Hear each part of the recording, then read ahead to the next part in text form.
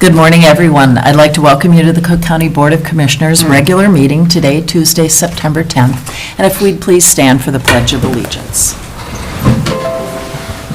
I pledge allegiance to the flag of the United States of America and to the republic for which it stands, one nation, under God, indivisible, with liberty and justice for all.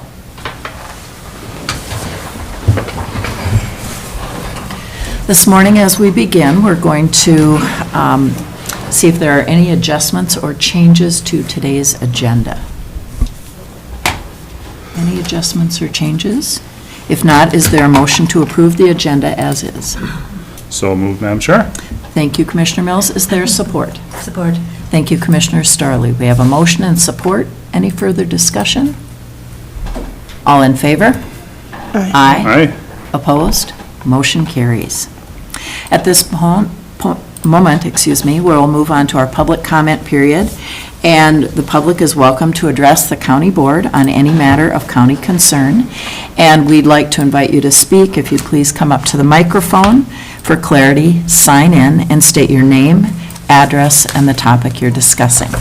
Are there members of the public that wish to speak this morning?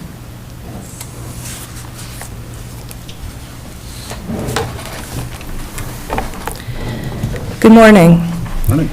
My name is Marjorie Lind Mills, and I live at 96 Wildwood Lane, which is on Pike Lake. So I am here the topic is the C.J. Ramstead Trail discussion that you had at your last meeting. I'm here to express my disappointment with your decision to pass the resolution to recommend that C.J. Ramstead Trail be open to ATVs at your 8/27/24 meeting. I'm concerned with the process that was used to develop and pass this resolution, specifically the speed, the lack of communication, and the lack of inclusion or discussion with any other stakeholder besides the ATV Club. From my perspective, it appears that any special interest group can quickly move a resolution through the county government with no requirement of inclusion or communication with stakeholders or the rest of the community. From the resolution background material included in your meeting packet of 8/27, the ATV Club first requested agenda time on the July 23rd Parks and Trails Commission meeting on May 22nd. A scoping meeting was held with Parks and Trails, the DNR, the U.S. Forest Service, the ATV Club, and Land Services on June 26th. This was defined, and I quote, as getting all the relevant stakeholders in one room, though no hiking, biking, or equestrian trails, and no residents were invited. This meeting is not on the county calendar, and I was unable to find any record of agenda, minutes, attendees, etc. on the county website. To me, this was not an open meeting as required by law. The resolution passed at the Parks and Trails meeting of July 23rd. It was listed on the agenda as update, C.J. Ramstead Trail Improvement Project Scoping Meeting. However, there are no minutes published from this meeting, and one would not know that a resolution was developed by just looking at the agenda. The resolution and background published with the County Commissioners meeting was published, the resolution and background was published with your Commissioners meeting agenda on 8/23rd, to my knowledge. This is the first time any documentation was published to the public that I can find on your website. I've thoroughly searched through all the Parks and Trails materials back to June of 21, and I see no discussion prior to the end of May. And it was only posted in that 8/23 agenda packet.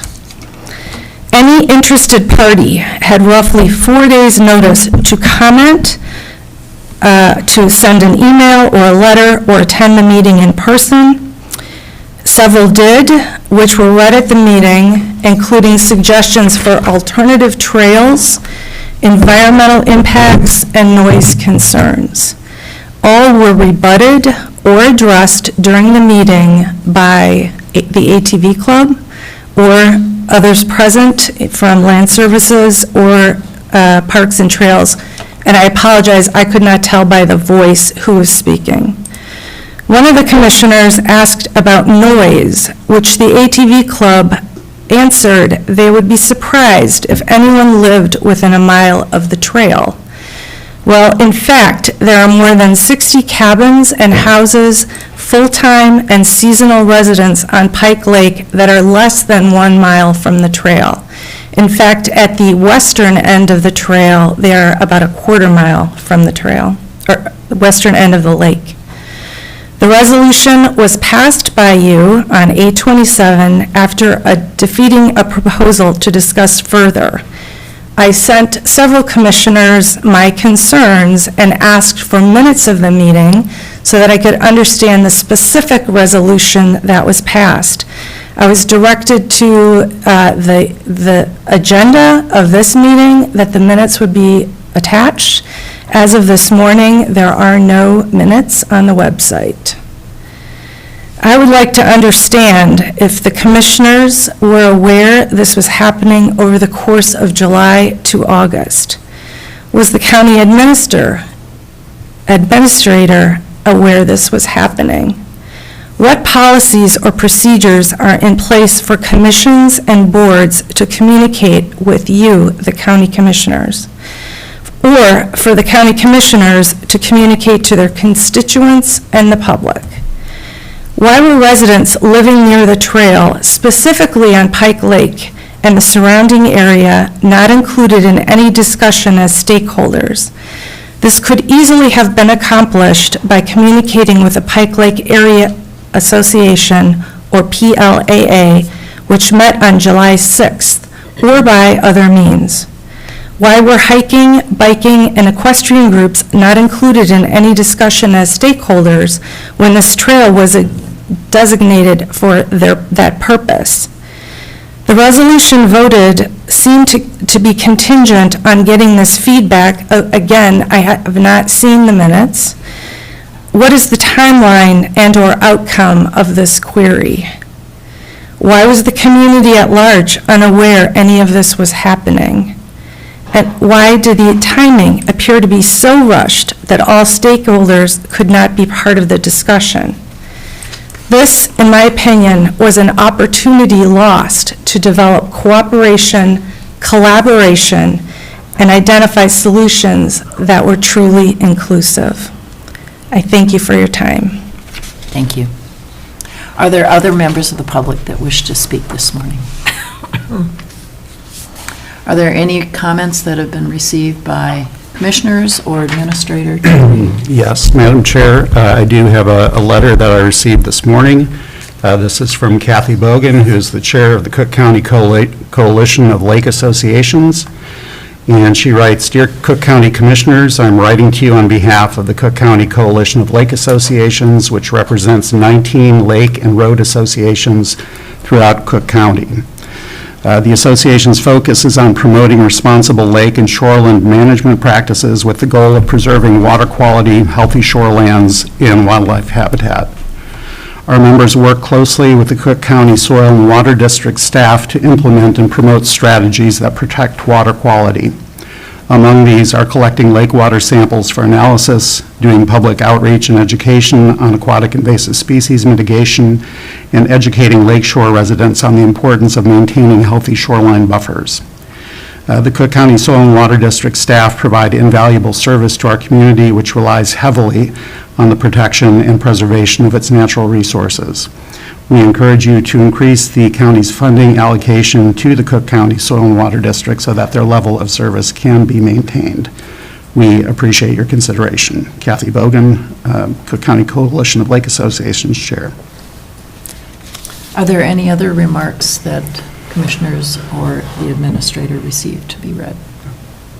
If not, we'll close our public comment period and move on to our consent agenda. We have claims, final payment for the Fifth Avenue West Reconstruction Project, appointment of Sharon Rodning to the Cook County Extension Committee, temporary liquor license application for Temperance Traders, the approval of hire of Elizabeth Blaisdell as our office support specialist and case aide, and approval of Brook Lessard as our new director of facilities. Commissioner I'd White. like to pull the last item for discussion. All right, we'll pull item G. Thank you, Commissioner. Any other items the Commissioner wishes to pull? All right.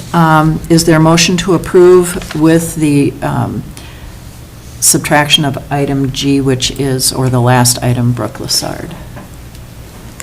Just to clarify, on the agenda that I have online, it just goes to item F. F. Because the minutes are not finished yet. Correct. So, okay. Thank you.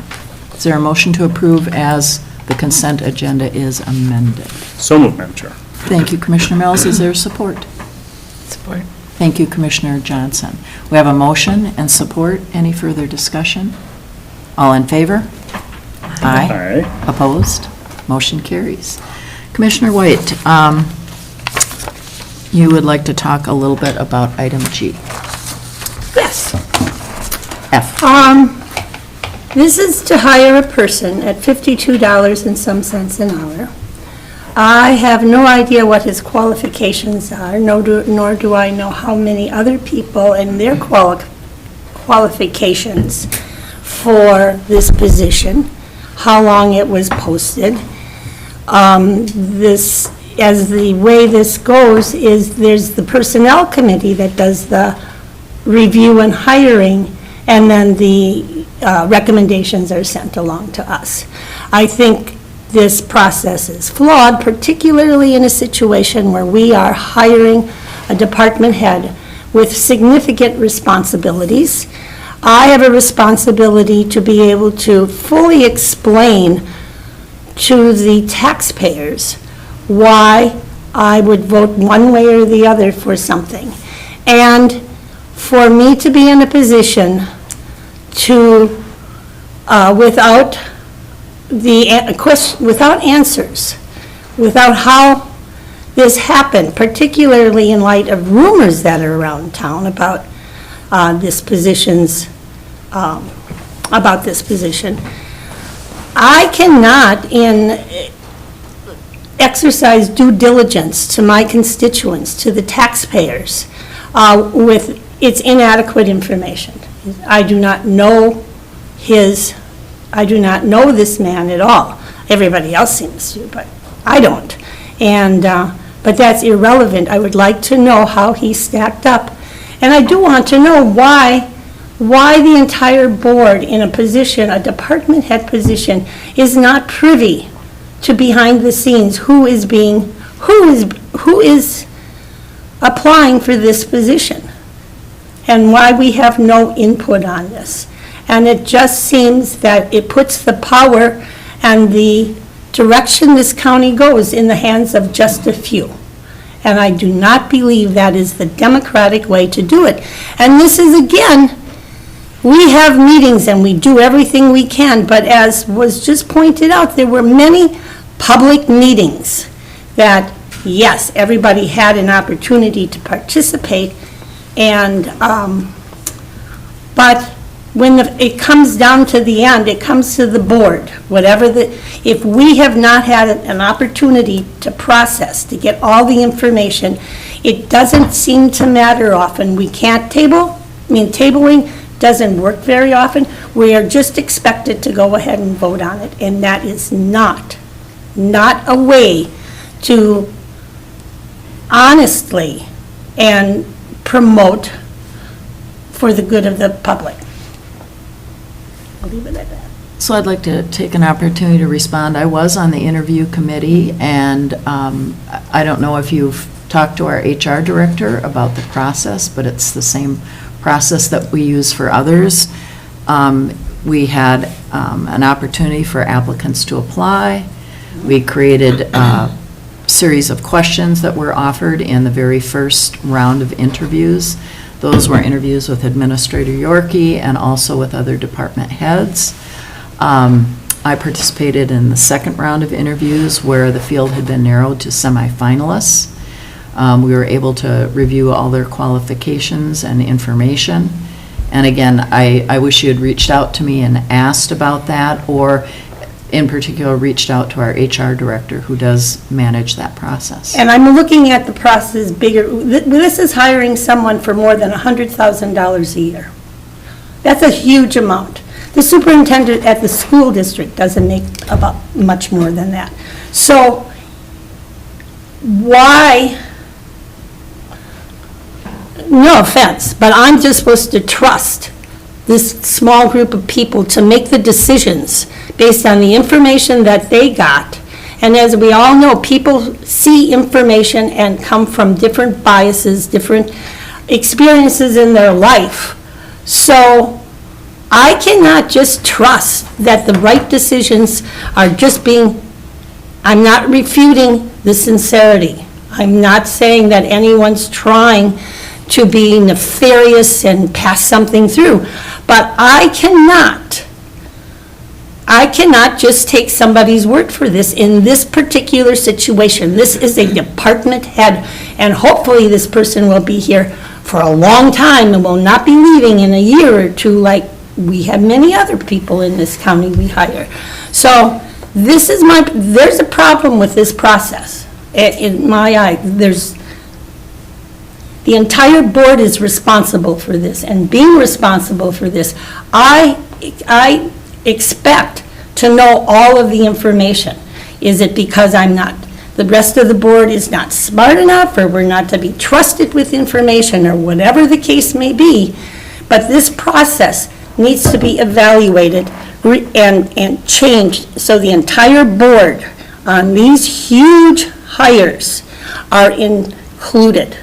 This is a huge decision for decades, hopefully for decades. And this person is charged with taking care of the buildings that this county owns, that our taxpayers own. And I don't know this man. I don't know him. I've heard the name. That's about it. That's about it. So that's all I have to say about this. So again, I'd suggest that we address process through the Personnel Committee. That's the way that we approach And- that. So there's two things here. There's process, and then there's also the hire. Commissioner Storley. Thank you. I'm hearing what Commissioner White is saying, and the process could be very simple. It could be just a simple email to us. We have 5 candidates. We're working on interviews, and we'll keep you up to date. We've received nothing about that. I didn't even know that, I knew that there was candidates, but I didn't know anything beyond that. And as far as job description, I think we got that. So we do have that. But just a simple, we're working on it. We have 5 candidates, maybe not, we don't need the names, but just that little communication that this is happening, personnel, HR, Commissioner Sullivan, whomever. Just an update once in a while would help. Because now we've got, I'm sure he's very qualified because you hired him. But we have nothing else other than we have a name and how much they're making. Could we have the person, or before all that happens, could he be here? Could we be introduced to him? When does he start?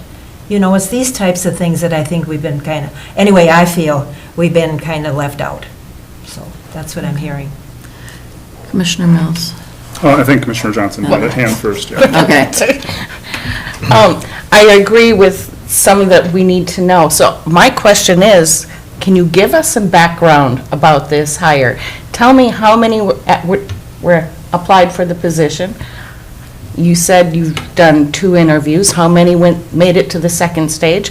That's kind of the information that would be helpful for us to understand the process and understand this hire and what the qualifications are, because we had a big discussion about the qualifications for this job, so I'd be interested in knowing what were the qualifications for the applicants that applied and how Mr. Lessard rose to the top. That would just be helpful to understand in the talking about process. Madam Chair, Administrator. Excuse me. sorry. I think a large issue is the lack of understanding of the process rather than what the process is. And I think that has to do with the weight of the position and then also just a lack of experience on the board. You need to be aware of open meeting law, straight up. Like, how could this work within open meeting law? Well, we have an interview and a hiring committee. My understanding is that you were on the interview hiring committee, although not able to attend. Is that not the, was that not the situation? I don't have any recollection that I was part of any interview Okay. committee whatsoever. Okay. And how do we do this with open meeting? The naive commissioner who only spent 12 years on the school board that has the same sort of open meeting laws, we hired the superintendent and we reviewed those people. And how did we do it? We did it legally. Every sitting board member got to see the applicants and their qualifications. We talked as a board. We spoke as a board.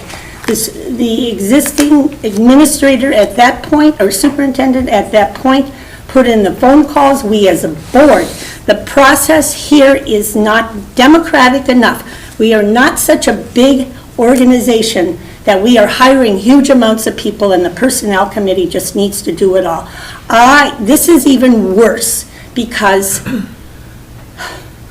I am here for the voters, for the taxpayers of Cook County, and I don't know this person, I don't know who else he was up against, and I was not part of the process at all. We didn't get this information, so to say, I don't know how open meeting law works is not factual. And two, there are other ways around this, rather than putting the whole decision-making power into the hands of a few people. And that's for many, many of our subcommittees that we have. So that's... Madam Chair, anytime I hear ways around it when we're talking about open meeting law is a red flag, because we're not trying to go around open meeting law, we're trying to comply with open meeting law and respect the privacy of applicants. It's, I appreciate the insight into the hiring of the school superintendent. We had a very similar process with the hiring of our top of organization, Administrator Yorkie. It was an open meeting law with all the commissioners, with recorded meetings. But when it comes to staff below, that's outside of our duties. It is now on the administrator and the team to go through that, and then we give the final say. We communicate what our values are, what we're looking for in job descriptions, and go through that. But we need to understand our roles and responsibilities, because where does it stop? Do we go now to the supervisors and have all commissioners hiring the supervisors in an open meeting law? Do you do that with the janitors at the school, right? Like, we're in charge of our administrator, that is our duty, and then beyond that, it's within the committees and however the organization has their structure. And this is not unique whatsoever. This is how, this is best practice, frankly.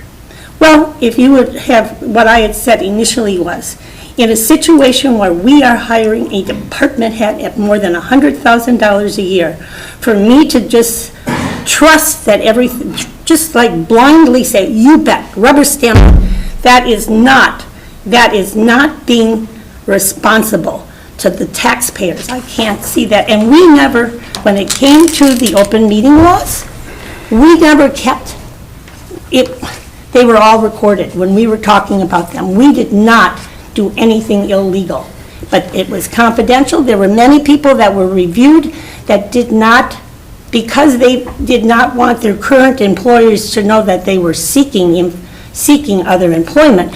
Everyone, well, I don't know, we kind of trusted that we were elected and we knew what confidentiality meant, so we didn't go running off and telling anybody. So to twist it and say now we're going to do the supervisors and we're going to do that, no, but now we're putting all of our trust in James and these couple of people. And yeah, okay, we're responsible for James, so how about Are we not supposed to be doing a job review for our administrator? And we have not. We do it every year. We did not, we have not done one this year. No, Okay, it's that's, September. that's coming. And so, you know, there are issues, there are a lot of issues that need to be, and I am not suggesting that this board deals with the employees. They are not our responsibility, but a department head certainly is. Because we need to make certain we're hiring the best people for our administrator to work with. I'm sorry if I'm pointing, I don't mean to be disrespectful, but I'll pound on the table instead. But I feel very strongly about this, and I don't know this person, and as Commissioner from the West End says, I'm sorry, can't remember, too wound up. We get this for the first time. Commissioner, Madam Chair, may I? Please. Commissioner White, you were in the courthouse yesterday. I said hello to you. I did. I responded. And you did. And you did not at all say, I've got major concerns about this issue. You waited until that camera was on. You bet I did, because Right. this goes on a lot. Because it's about this performance. It's not actually about, if you have concerns about process, you should be talking to me. And when will this happen? Well, when you come forward and express concerns, how can we work through, if you have concerns about process, how do we resolve those if you're not even willing to have a conversation? Is it for you to create the process, or the board creates the process? So I'd like to stop right Yeah, here. okay. This is not something that we should be arguing about. We do have a process. Department heads are typically hired through the process that goes through the HR department. I would ask that commissioners respect that. We can address that and look at our processes through the Personnel Committee at our next meeting that's coming up. But right now, the process is that we hire our county administrator and that we have department heads engaged and a commissioner in first and second interviews for any department heads. So that's the current process.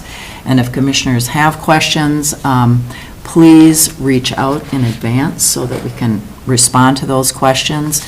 And I think Commissioner Storley, an email or something like that is a really good way to begin communication. I would like to go back so we can talk about Brook Lessard as the Director of Facilities and approve his hire. Administrator Yorkie, if you could go back to the first round of interviews and talk a little bit about that, the number of candidates, and then we'll move forward. Certainly. We had 5 candidates for the first round interviews.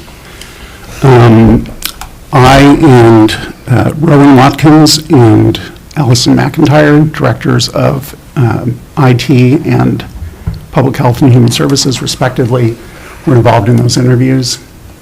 We scored the applicants based on the scoring. We called back 2 applicants, and Brook was one of those. Commissioner Sullivan participated in the second round interviews, and based on the second round interviews, I should mention Robbie Hass was involved in those second round interviews.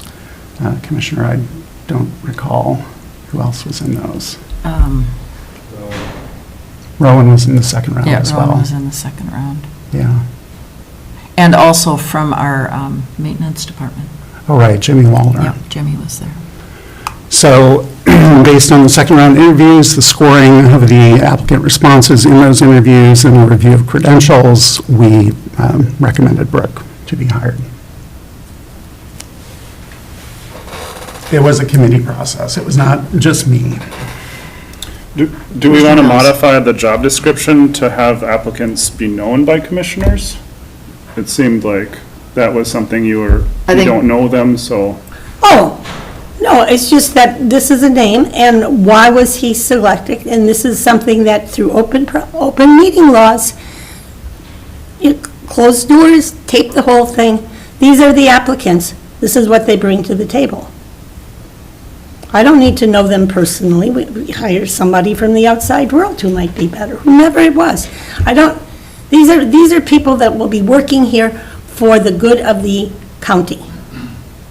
Not for the good of Deb, not for the good of James or Stacy. Let's see if we can get everybody's name here. leave you out. But anyway, so no, I know nothing about this particular person. So, and I explained it, I don't need to repeat myself on this, but I believe the process is not as transparent. Done in good faith, but it leaves out 4/5 of the commissioners. Thank you. So we've talked a little bit about the process. I will make sure that that is brought up at our Personnel Committee, that we talk further about it. And now, is there a motion to approve the hire of Brook Lessard as our Director of Facilities? So moved, Madam Chair. Thank you, Commissioner Mills. Is there support? Support. Thank you, Commissioner Starley. We have a motion and support. Any further discussion? All in favor? Aye. Aye. Opposed? Motion carries. Thank you. On to item 4, Highway Department, and I see that both Matt and Robbie are here to speak with us this morning. There's a microphone for each of you, or you can put one between you. Good morning. Good morning. Well, actually, I'll let Matt go. Pardon me. I'll let Matt go first this time. Morning, Commissioners. Good morning. First item here on highway is the authorization to list vehicles for sale. We've recently purchased a tandem truck as well as a loader as part of our replacement plan. And in doing so, we've rendered obsolete a tandem and loader. So we'd like to sell those. And the best method that we have found to sell those is on the MinBid website, which allows public entities to list them and people are allowed to bid. We can put a reserve on those to make sure that we try to get a return on our investment, because obviously we want to get as much money for those because that goes right back into our equipment fund. More details are in the agenda item, but if anybody has any questions, I'd entertain those. Are there any questions for Matt? We don't want Mills. to back up tandem or anything. So we do have a backup, we have actually two. Backup. Oh, Yeah. We have 2 backups. Yeah. So we have 2 backups. It's great to point out.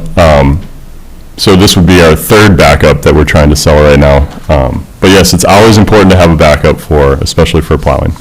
Thank you. All right. Commissioner White. And what was the price of the new one? Latest one? The price of the new tandem was in the $300,000 range, and the price of the loader I don't have off the top of my head. And their life expectancy? So we're on a replacement schedule, so for the tandems, I believe it's between 12 and 14 years, and for a loader, it's actually 30 years. Wow. Thanks.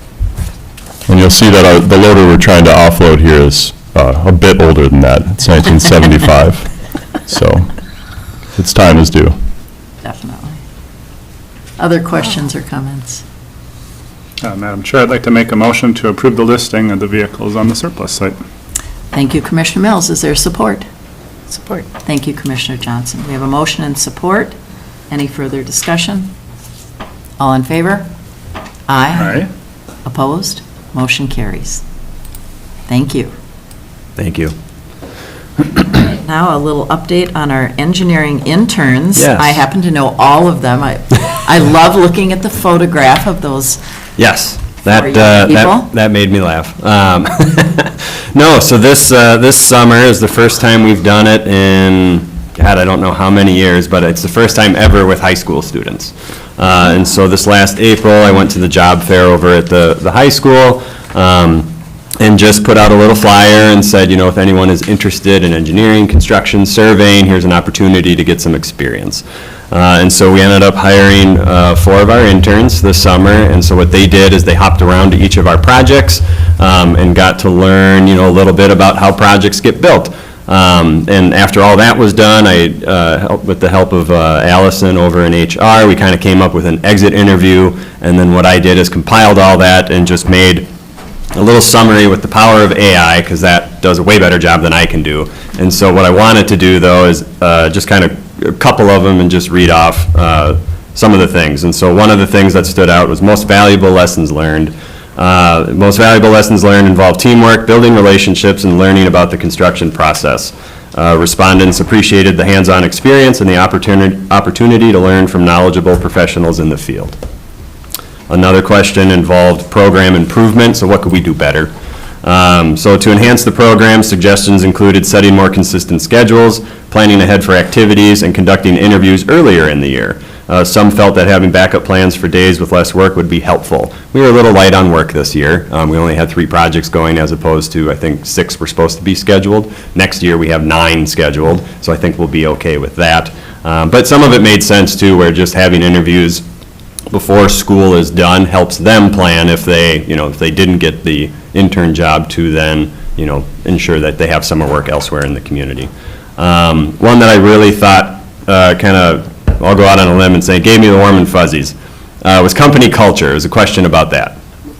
And so what they responded as a group was, culture was described as friendly, supportive, and welcoming with an environment that encouraged learning and sharing knowledge. Respondents felt that they could be themselves and compared the atmosphere to being part of a family. And so what was neat to hear was it's not just my staff, it's the contractors that we're working with, it's the consultants that we're working with, it's the wide array of people. And so it was really neat to hear that from high school kids, that that's what they felt in this experience. And then lastly, just overall internship experience. The respondents had a positive experience highlighting that they learned a lot, enjoyed the internship, and appreciated the opportunity to explore future career and hobby ideas. They valued meeting new people and gaining insights into the field of work. And so that's something I heard from them throughout the whole summer was, wow, I didn't realize it took this many people to deliver a project, or I didn't realize there were this many career opportunities, from driving the truck to doing the design to doing the inspection. And so I think it was a really, really eye-opening experience for them, and I'm excited to do it again this next summer. So any questions about how it went? No question, but I would just like to thank you for engaging with our young people here in our community and giving them a broad perspective on all the careers that are available, whether they be here in the county or careers that might lead them elsewhere. But thank you for doing that. Thanks. Commissioner Mills. Yeah, bravo on the culture, bravo on this initiative, and just planning ahead, growing our own, looking to the future of what we need and what we can do. Thank you. Thanks. Yeah, and I know there were some questions too before we started this about our budget actually and how much this would cost. I see some smirks. And so overall, we actually spent a little under $20,000 paying our interns, all of them together. Our budget was $30,631. And so even if we took one of the interns that worked the most and applied that to everybody, we'd be right at budget. And so overall, I think this is a program we can continue year after year and keep up with, so, yeah. Commissioner White.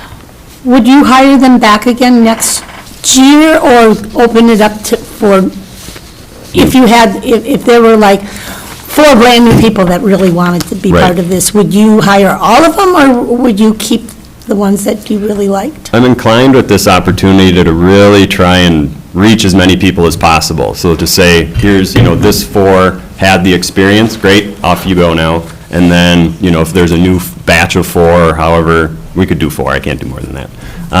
But I would almost prefer that. And so to just try and get as many kids the experience as possible so that then they can go off into the world after high school saying that they had some type of experience with it. But we haven't settled on anything. We'll see who applies. Every year will be different. Commissioner Storley. Thank you. I think it's a wonderful opportunity for them. Were they like seniors in high school? I think, no, I think most of them were juniors, actually. Oh, Right. okay, okay. Yeah. And how many weeks did they work? It was, I don't have it in front of me, basically June through August. Yeah, so most of the summer, Okay. yeah. Sounds like you'll do it again, and thanks for budgeting all that out, too. Hey there, we'll be with you in just a minute. All right. So, thank you so much for that information and update. That's really nice. We have some other items, our renumbering of Northwoods Loop, and I'd just like to introduce that by saying I met with the Gunflint Trail Scenic Byway last week, and there's great support for that. And so So tell us a little bit about renumbering Northwoods Loop. Sure. So it's a little complicated up there. If you're familiar with the area, you can think of, there's kind of three old segments of the Gunflint: the Voyagers Point chunk, Poplar Lake Lane, the Rockwood Loop, and then Northwoods Loop. I'm going to do this off the top of my head, so I'm going to try my best. What we could find digging back through old resolutions and archives is when the Gunflint got rerouted, two of those sections were officially abandoned as the Gunflint and then renamed, or one of them was then picked back up as County Road 85. Northwoods Loop was never abandoned nor picked back up. And so it was kind of in this gray area, and from what we could tell, digging back through everything. And so our assumption was then, I think it was in the 60s and 70s, it wasn't maintained. There was some correspondence with former engineer and I think some of the residents up there that said, hey, actually, we can't find anything that says this isn't a county road, so therefore it is a county road, like it was never officially abandoned, Northwoods Loop. And so that's where we stuck the number 85 back up on it.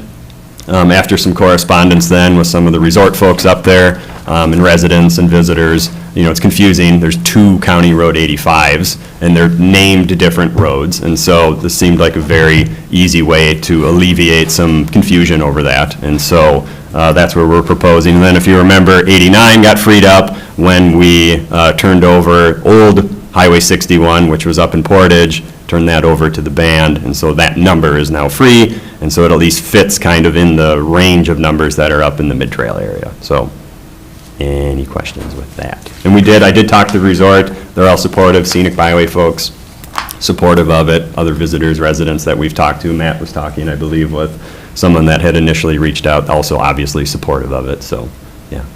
Any questions? I don't believe so. I'd like to make a motion to approve renumbering Northwoods Loop to UT 89. Thank you, Commissioner Mills. Is there support? I'll support that. Thank you, Commissioner White. We have a motion and support. Any further discussion? All in favor? Aye. All right. Opposed? Motion carries unanimously. Thank you. I'm going to ask for a pause Sure. from the Highway Department. We have Attorney Hicken online. She has something in Duluth coming up at 10 o'clock, and so we would like to move at this point to item 6, which is to delegate the authority for the county attorney to contract with a county appeal officer. And I'll turn it over to Attorney Hicken, who is online with us this morning. Thank you so much, Commissioner Sullivan. Can you hear me okay? You're kind of quiet. All right. Keep going. Okay, so I'll try to keep my voice up, and I thank you so much for accommodating my participation by telephone this morning. So the issue that I put on the agenda today is a request that the board delegate to me the authority to negotiate in good faith with a contracted party to act as a neutral hearing officer or appeals officer to make determinations as required under some of our ordinances.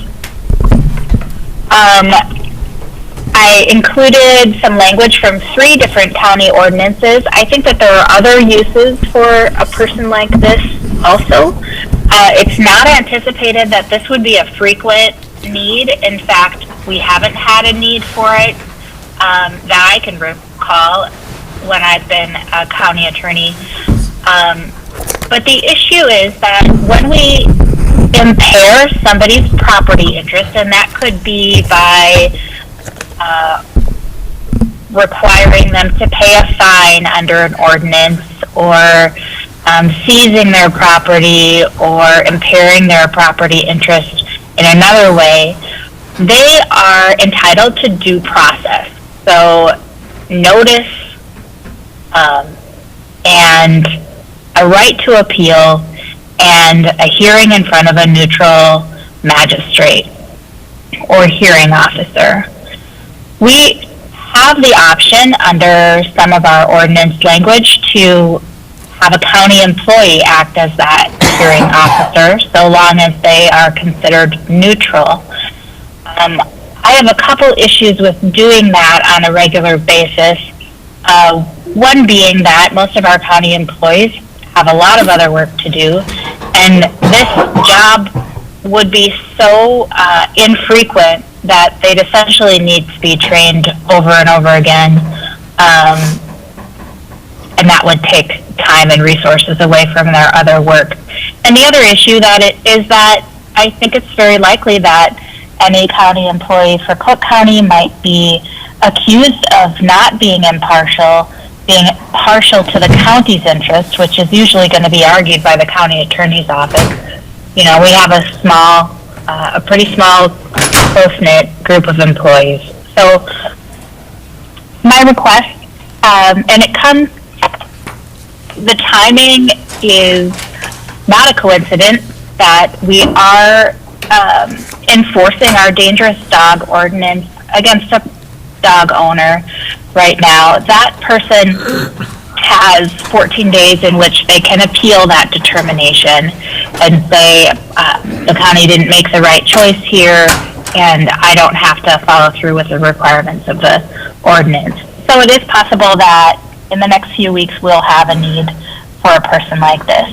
My intent would be to reach out to retired attorneys or judges in the area who would be willing to research the ordinance that's at issue, preside over the hearing, and then make a decision and write the opinion for it.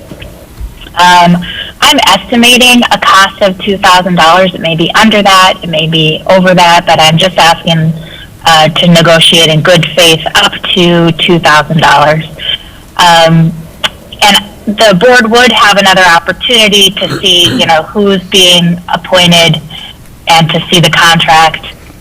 I just need, because there are only 2 regular board meetings a month, and these hearing deadlines come up quickly when they do happen, I need the authorization of the board to get started on that process ahead of time. So I know this is a novel issue. Please let me know if you have any questions or concerns. Well, I appreciate you bringing this forward to us, and the fact that we do have an issue with a dangerous dog presses us to make a decision, but I also want to point out to the board that it is something that in other ordinances could also occur, and I'm aware of the airport ordinance, where if there's a violation on airport property, that it requires that there be somebody impartial who's part of that appeal. And I think it's really good that we don't have a county employee engaged in this, that we do look at a retired judge or a retired attorney as somebody who has that experience and can do this on our behalf, and particularly at a cost of less than $2,000. I think it really cleans it up for us. Other comments or questions that commissioners have? Commissioner Mills. Attorney Hicken, so there was maybe opportunities potentially with HR as well, but is this also more relevant as we talk about our city-county joint powers agreements, or is this separate altogether? I mean, I know it's a standalone thing, but I'm just looking at opportunities for improvement and in process. I'm trying to think of a role. I'm just thinking of ordinance enforcement, right? That Oh, sure. your office may be, or the sheriff may be taking on, and if there would be further potential roles for this position. That's right. It's likely that the city ordinances, that several of the city ordinances have the similar types of provisions where an administrative citation can be issued requiring payment straight to the city, and in that event, the person is entitled to appeal and needs a neutral hearing officer. Yeah, that is true. That it could come more into, if we do end up enforcing more city ordinances, then this would be a need for that too. I do want to point out, and I think I put this in my summary, but there also, in many of the ordinances, is the opportunity to recover up to $1,000 of the actual cost of doing the hearing from the appellant, the person who requests the appeal. Yeah, you're correct, that is in the materials that we have, but a good point to point out to the public. Commissioner Mills? In my mind, that would be cost prohibitive for most people. Is this if the appeal fails or just to do the appeal? Just to do the appeal. So, I think there's going to be a balancing of the cost versus the benefits always. If the cost of the county's enforcement is going to exceed $1,000, then it'd be in the appellant's interest to appeal if they think they have a good case. Commissioner White? We have a couple more lawyers on staff. Lawyers or not lawyers? Yes, lawyers. They are to be impartial, is that correct? I mean, No, we have one more lawyer on staff. Oh, you mean two additional to me? Yes.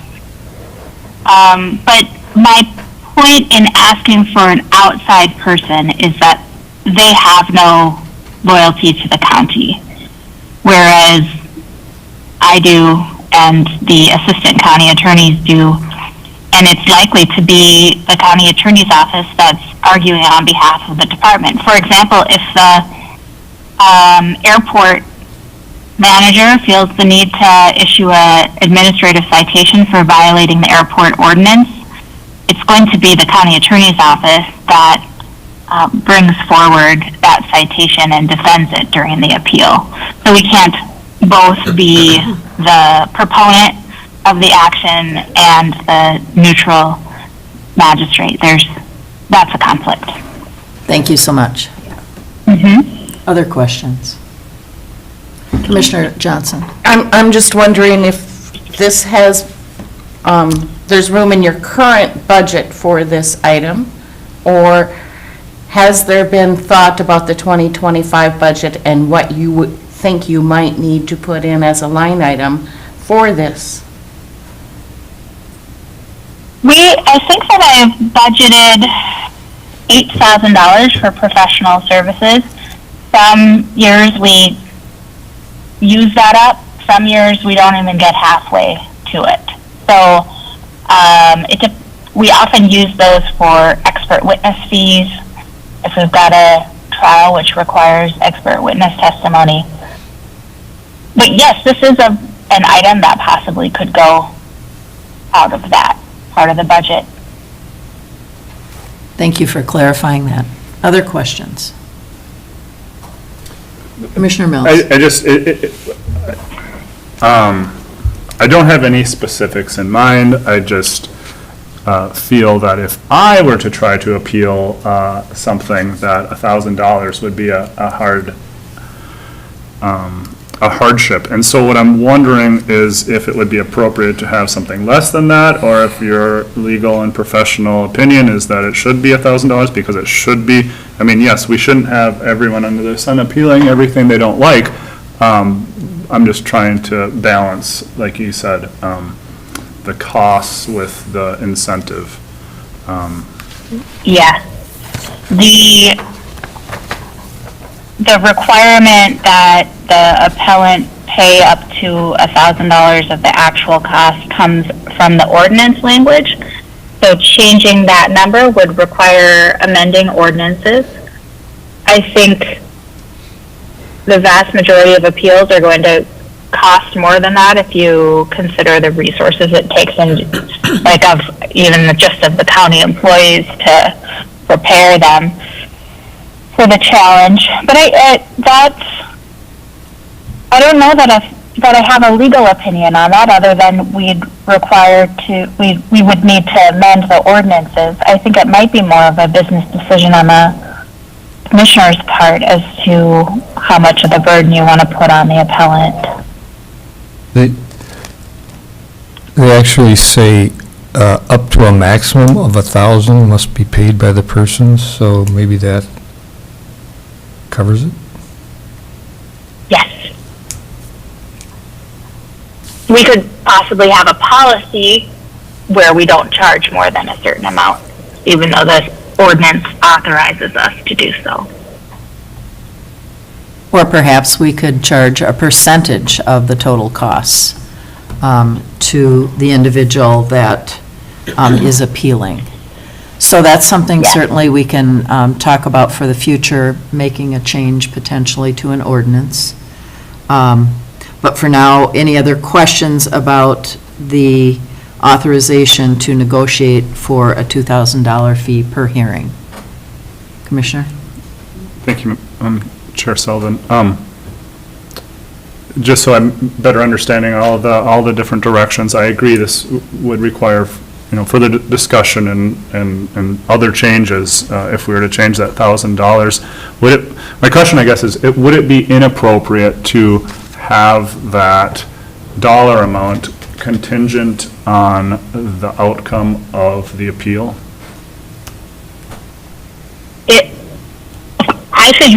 That's similar to other structures for payment that are built into the court system. You only get your attorney's fees paid if you win the case, for example, paid by the other side.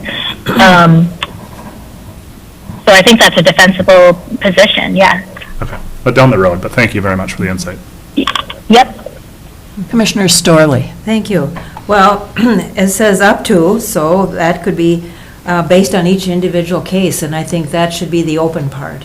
Each individual case isn't locked into $1,000. Right, Molly? Yes, although what I'd be most comfortable with is a policy, the same policy being, excuse me, you create a policy for what percentage or what amount your appellants are required to pay, and that same policy is applied to everyone. The only problem with case-by-case decision-making is that it opens up the opportunity for discriminatory treatment. So, or the accusation of discriminatory treatment, right? I'm being treated differently than others because you're making me pay more. But ostensibly you could have a policy that was based on ability to pay, financial ability. You could have a policy that was based on a percentage. The ordinance authorizes us to charge up to $1,000, but we could have a practice, as long as it was applied equally among appellants, of charging less than that. Thank you. Again, I think this is probably, that kind of, I'm sorry, I'm almost sorry I brought it up, but I'm not. I'm happy to have brought it up, but it is a separate conversation. So with all this being said, I'd like to make a motion to authorize the county attorney to negotiate in good faith with an individual to perform the duties of the county appeal officer on an as-needed contract basis at a cost of up to $2,000 per hearing. Thank you, Commissioner Mills. Is there support? Support. Okay, Commissioner Johnson supports. We have a motion and support. Any further discussion? Just a Commissioner little White. question. So when will, to Commissioner Mills' point, so when will we there'll be a continued discussion about the price, about the amount? We're approving this as it is, but Yes. when do you foresee you might have, and maybe this is the right way to go, but when do you anticipate having a conversation to review and decide if this is the right amount? I think if this this pet owner appeals, I'm going to be back in front of the board in 2 weeks. If they don't, I might take the opportunity to spend a little more time on a contract, but that contract I could accompany that with a suggestion as to how we charge for the actual cost. And certainly, we could bring this up at a future committee of the whole meeting if nothing transpired within the next 14 days. Sure. Commissioner Mills? I was going to suggest that in the next year, we take another look at this and just see how it has impacted our budget and what you might foresee coming down the road in the future. That's a good Determining this suggestion. dollar amount is not my top priority right now. It's just something that I thought we should talk about. I can bring it back in a year, sure. Any other comments or questions? We have a motion and a second. All in favor? Aye. Opposed? Motion carries. Thank you, Attorney Hicken. Thank you so much. I'll stay on the call in case anything else needs my contribution. Thank you so much. All right, we will jump back up to our Highway Department, and we want to thank you, Engineer Haas, for waiting. Appreciate that. We are on item D, which is the salt sand shed update. Yes. So, as you guys are all aware, our shed is not supposed to be a convertible. Last June, we had a pretty gnarly windstorm, and half the cover got ripped off. And so what we were able to do, though, is, I think it was sometime in August, maybe a few weeks ago? Yeah. We were able to get a representative, an inspector from Clearspan, from the building company itself, to come up and, inspect it, inspect the damage, make some recommendations to us on what we need to do. So the recommendation was obviously replacing the folded back part. There's some holes in it, creases that, once it's taut again, could potentially create more tears, and then the addition also of replacing the back wall, that had some issues with it as well. So the attached report kind of shows what his findings were, and then additionally, the dollar amount to fix that, it's a little over $40,000 to get that fixed by Clearspan for them to come up and do the fix. That was something we wanted, was to have the company themselves make the fix, even if we were the ones paying for it. And so that's kind of the short of it, I guess. Does anybody have any questions? I have a question. Yes. Is it possible that we can get this done before the snow comes? Because That has been our our goal. product that we put under there needs to be protected. And Correct. so is there a guarantee that we can get this done Yes, post-haste? that's where we're moving. This week, actually, I'm going to shoot him another email once we leave here, just to see that we're trying to nail down dates for them to come up. And so I've made it very clear from the outset, it snows up here in about a month, and that's, we can laugh, but it's not uncommon for that to happen. We've plowed in the middle of October, even just in my short time here. Yeah. So yes, that's the goal. Thank you. That was my big question. Commissioner And- White? Yes. How will we dry out what's underneath there? Well, that's an interesting one. So obviously, we've been getting a lot of rain. That was the early part of the year, and now we haven't had any rain. A lot of times, actually most of the time, and we'll talk about it, it's actually kind of related to the winter sand thing next. When we get the sand, it's already wet. We never get dry sand delivered. And so what we're hoping is that because it's been sitting in that pile, hopefully it hasn't penetrated all the way through. Our assumption is that it's probably just created a little crust on top. And so once we kind of do get our new sand and new salt, and we'll start mixing everything together, I don't think it's going to be anything that we haven't already dealt with in the past. Good question. Thank you. Other questions? Commissioner Mills? I know there's lots of facets to the issue, and I was just wondering if Northland is they've got any, Northland Constructors, if they've got any skin in this repair, or? No. And that was something that we talked about at Highway Committee quite a bit. I think that conversation, you figure this happened in June, it was constructed 9 months prior to that. And there's a lot of scenarios that can happen in that time. You can say everything was constructed correctly and we just had a nasty windstorm and maybe the design isn't good, and that happened. You could say it wasn't constructed correctly and the design was good, and that's part of it. Or you can say everything is great. So I guess, it was far enough after it was built, in my opinion, that it's hard to assign blame to anything. If this was a month afterwards, that's a different story. Like, I wholeheartedly agree with that. But I think in the interest of just getting this done and moving it forward, I think rationally, and I've dealt with similar problems on other projects when I've talked to homeowners about tree removal, for example. And we say, if our project is going to affect your tree, here's an opportunity, let's fix it right now. But if you come back to me in a couple of years and say our project killed your tree, that's a little harder pill to swallow. And so I kind of make that analogy, and, that's where we're like, let's just get it fixed. Yeah, and I have no doubt that you've looked down all the different avenues and possibilities. Good but I question. was just not aware of it, and so I wanted to ask. Thank you. Sure, no worries. Other questions or comments?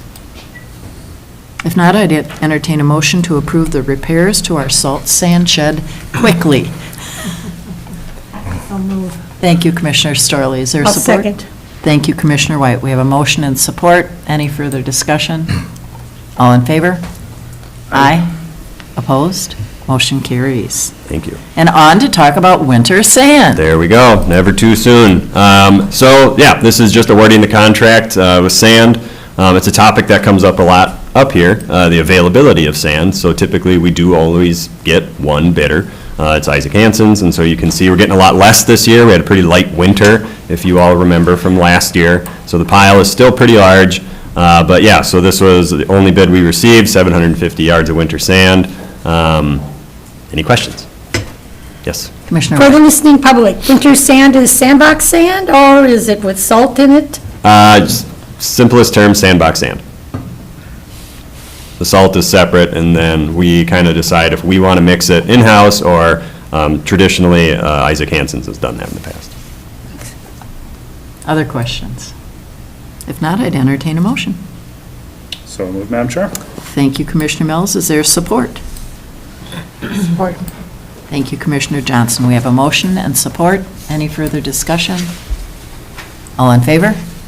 Aye. Opposed? Motion carries. Thank you so much. Thank you all. All right, have a great day.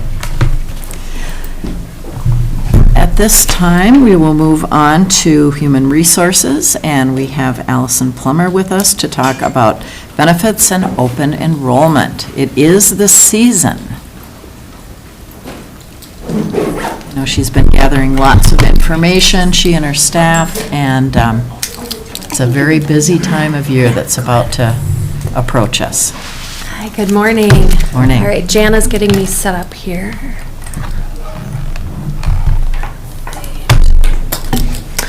Okay, so I have a couple of items to bring forth. Can they see that? Do we turn that to them? We Oh, have they've it. got it. Good. Don't do a lot of presentations. All right. All right, so my first item to bring to you today is some information. So yes, it is that time of year that we are looking forward to our open enrollment for our 2025 benefits. Some things have been happening behind the scenes, and I wanted to provide you that information so you are aware of what is coming up and some changes as well as we're going to see for those benefits. So, I'll go to not my computer. Okay, so looking ahead to 2025 benefits, so kind of my order, like table of contents that I'm going to address things by, we have our healthcare, which is our biggest benefit, followed by some updates on our ancillary benefits. This includes our dental, vision, our short-term disability, our long-term disability, life insurance, and then I'm going to talk about kind of what our plans are for the open enrollment period. So biggest topic, biggest benefit is healthcare. We did receive our healthcare renewal from the Northeast Service Cooperative a couple of weeks ago. I think that information has been shared with the bargaining units during the current discussions. And so, just in highlighting that, as we expected, there will be an increase for 2025. Overall, there will be a 9.65% increase in the premiums, premiums paid by staff. Also, in addition to the increase in premiums, there will be an increase in the deductible for our Plan 2. So our Plan 2 is known as our HSA compatible plan. It is a qualifying high deductible health plan per IRS requirements, and so that deductible can fluctuate each year depending on how the IRS updates and sets those minimum deductibles in order to qualify as a high deductible health plan. Lots of terms. So our Plan 1 deductible, again, is not changing. That will remain at the $1,850 deductible. And then the Plan 2 is going to increase from a $2,000 deductible to a $2,100 deductible, and that's for single. So families would then be double. That would be a $5,200. Doubling for the family for Plan 1 will still be at $3,700. And then I have a chart here just to show you the comparisons of the impact on the premiums for 2024, our current premiums going into 2025. And then we also included the number of contracts we have. So this would be like the single or family units, the employees that we have enrolled in each of the plans.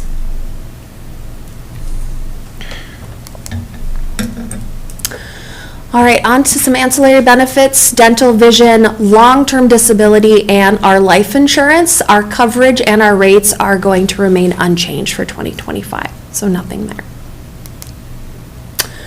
Short-term disability. So there are going to be some changes here with our short-term disability benefit. In looking ahead to 2025 and what changes we would like to make, first, efficiency, ease of administration of the benefits, access by our employees.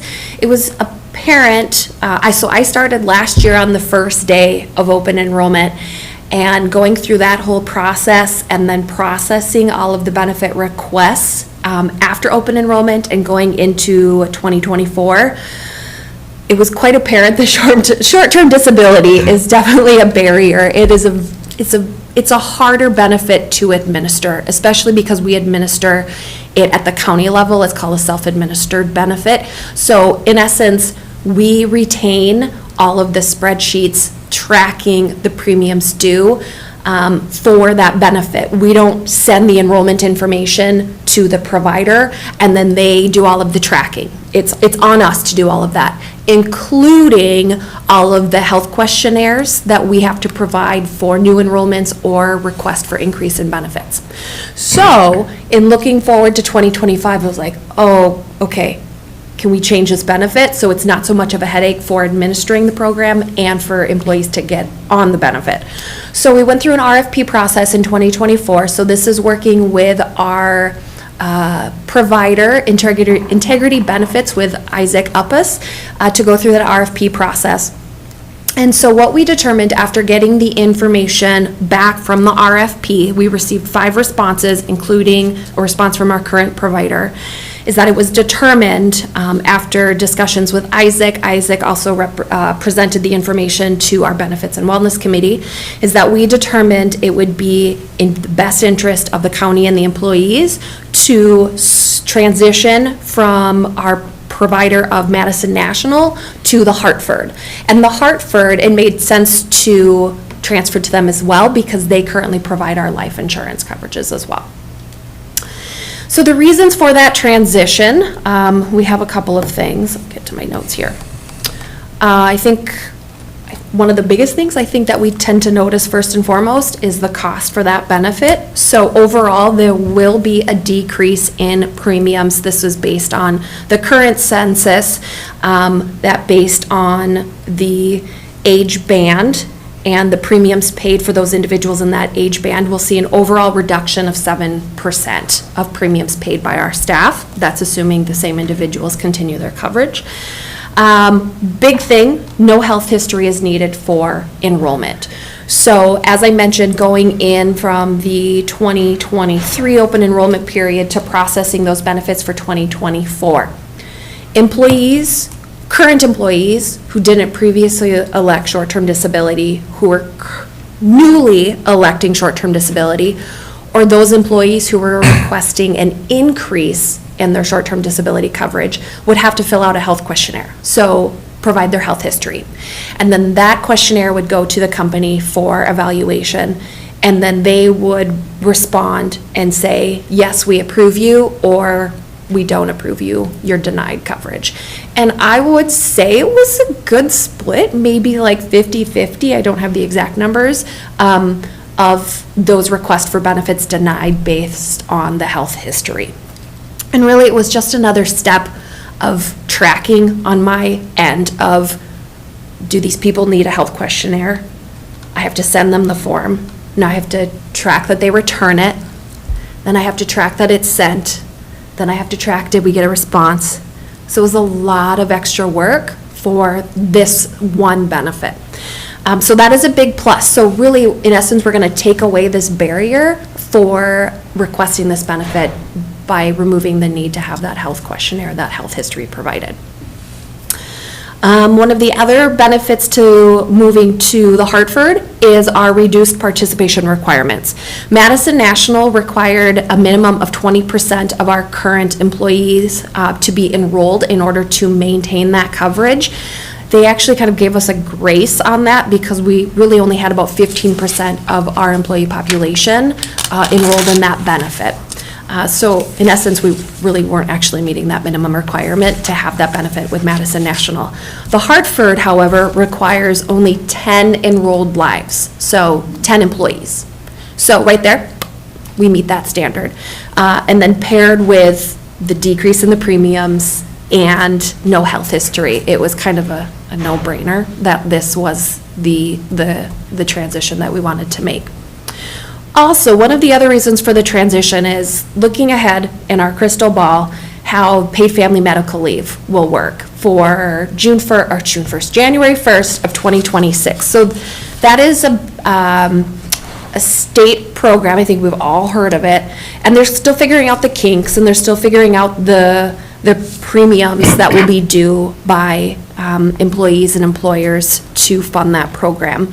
But one of the things that was clear is that there will be two options to administer paid family medical leave. One will be employers can utilize the state's program. It will be, I believe they'll utilize Deed like they do unemployment insurance. Or we can go the route and use our third-party administrator, like a private administrator, like Integrity Benefits, whoever uses, or excuse me, whatever provider we utilize for that benefit, if they're going to be able to offer private administration of paid family medical leave, that we could get a jump start on moving to a company that's going to provide that benefit if we didn't want to go the state route. In talking with Isaac, it was also pretty clear that going the route of a private administration of paid family medical leave would be the most efficient route for our staff in terms of timeliness processing versus going with the state. So it was also like, is the company that we're transitioning to with short-term disability, are they going to provide private administration of this program coming up in 2026? And they are. Madison National was not. They were looking at implementing some type of system to administer that, but they were not familiar with being able to administer some of those programs on a private level. However, the Hartford is. So paired with the decrease in premiums, health history, participation requirements, and now knowing that they will provide private administration of paid family medical leave, all of that together was overwhelming evidence that it was to our benefit to transition to the Hartford. Let's see. And then just a side note too, with our benefits and our providers. So the Hartford, now that we're transitioning short-term disability over to the Hartford, and they also administer our life insurance, then we're looking at long-term disability. Long-term disability is going to stay with Madison National at this time. That has been our provider for several years. We did look at and kind of did a underlying kind of request for quotes that if we did do an RFP, what rates would be returned by the Hartford for long-term disability? Could they meet the current rates from Madison National? Because Madison National has some really good rates for their long-term disability, and that is a 100% employer-paid benefit. So looking at the kind of quoted premiums to see if we would be able to change our carrier for long-term disability to and basically bucket everything with the Hartford. The Hartford was not able to even come close to the current rates provided by Madison National for a long-term disability. Maybe if the rates had been a little closer, potentially we would have considered changing, but we do have, we are locked in for our current rates. Again, they're not changing for 2025. And then at that point, we could look at doing another RFP to see if, hey, can we bundle short-term disability, long-term disability, life insurance, all with the Hartford? And then if they, when they administer our paid family medical leave, to have all of those benefits that are very, very much integrated, and they will work together, to have them under one company will be a huge benefit. But I just wanted to note that we did look at the transition for long-term disability, and it just was not in the cards for 2025. Okay, I should ask questions. Does anyone have questions thus far before I jump into open enrollment? Or do you want to wait for questions? Yes. There's going to be a lot of moving parts in the near future, 2026. Yes. And I just want to make sure that we leave our doors open for other opportunities, and I think you're on top of that, but I just wanted to, ensure the public that this will lock us in for a short period of time, and then we can reevaluate and see what options are and how things change. Just, no health history needed is pretty fantastic, but, in the long run, I don't think that the rates will be as affordable when there isn't no health history needed, sort of thing, because there's going to be more instances and, So, right now, it's great, but then in the future, I could see things changing as well, so. Right.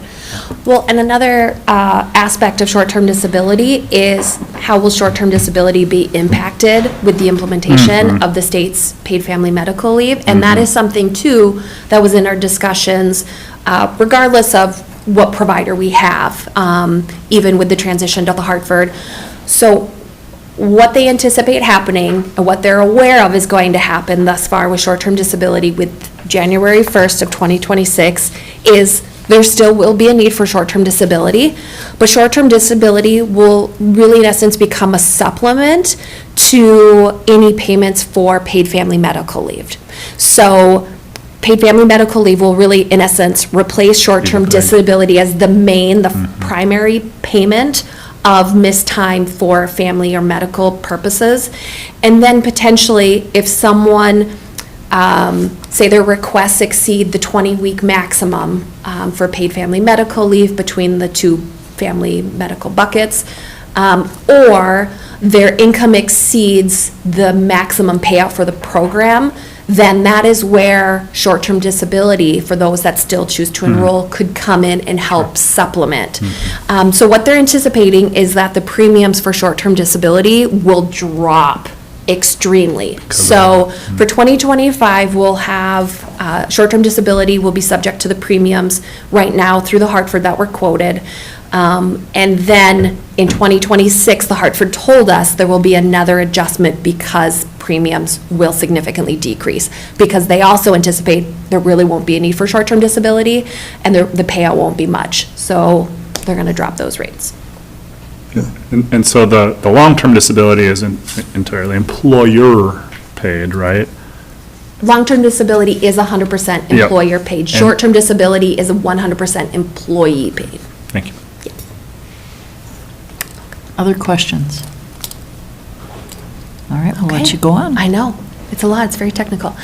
All right, so now that we know where our benefits are at going into 2025, now we need to figure out open enrollment. Yay, HR's favorite time of the year. Not really. It's a lot of work. I actually do really enjoy it. It's very technical, and I really have enjoyed learning this stuff. So, You're very good at it, too. oh, thank you, thank you.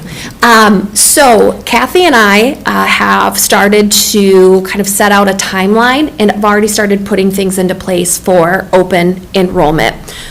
So let me just get to my notes here. So we're going to see some different things, some familiar things. I really want to revamp and create a lot of new resources. In the time that I've been an employee here, over 18 years, I feel that the information, I'm going to be honest, I feel like the information about our benefits outside of even open enrollment And then even during open enrollment has been very slim at best. And even in my role now, I'm discovering a lot of information about our benefits that should be relayed to staff, but either it wasn't known to the previous HR directors, or it was known, but just not translated and provided to the employees. So coming from that aspect is like, I want to be able to provide all of the information necessary so people can make the best choices for what they need with our benefits. So, new resources. I've been working on a multi-page benefits guide, which will basically be, not a novel, a Novella. picture book. I don't know what to describe. But it's going to lay out our benefits in a very comprehensive manner. It will have charts, it will have details about the benefits, how they work together, how they tie together, and it will be in one comprehensive document versus before I feel like things have been all over the place, and that's very confusing. Let's see, other resources that I've been working on in regards to open enrollment, to do more of a flyer, kind of like a news flyer that will indicate the dates for our open enrollment, the sessions that we're doing, and I'll talk about the sessions here shortly, just to provide people that information, again, comprehensively in one location. And then I'm working on a checklist. So what can you do to prepare for open enrollment? And this is more of like a mental checklist for people that like to have checklists. I know some people really like to cross things off. So a checklist of how can I prepare, what can I do during, and what do I do after? And then paired with that checklist will be, what is it? I'm trying to remember what it's called. Like an enrollment, I remember what I called it. And kind of like another checklist where we will lay out all of the benefits that we will have, like summarize the benefits. Like for healthcare, I want Plan 1, I want Plan 2. For dental, do I want a waive coverage? Do I want employee plus one, employee spouse, family, blah, blah, blah. So people can ahead of time look through the materials and then mark what they intend to enroll in. So that can be a tool when they actually go into UKG. Just, we're calling it, we're not gonna call it Kronos anymore because it hasn't been called Kronos in a really long time. We're calling it UKG, so there's just a little bit of a lingo change. But people can use that as a tool, so when they log in and do their open enrollment through UKG, that they will just know right away, besides the computer telling them of what they currently have, they can use that as a cross-reference. So we're just trying to provide as many options as possible to help people successfully enroll in the benefits they want to. Let's see then, we've also got, I'm working on revamping our SharePoint page for our open enrollment and our benefits. So currently, that is not available for access off the HR SharePoint site while we're going through the kind of comprehensive revamping of those pages, so something to look forward to. Presentation. So previously, in past years, we've invited the providers up here to typically do an in-person presentation. Last year, we had Northeast Service Cooperative, both our representative for healthcare, Susie, and then our spending accounts, our WEX representative with the Northeast Service Cooperative, Marlo, and then Isaac with Integrity Benefits came up to do presentations. We had, I think, 4 employees attend one session and 5 employees attend the other.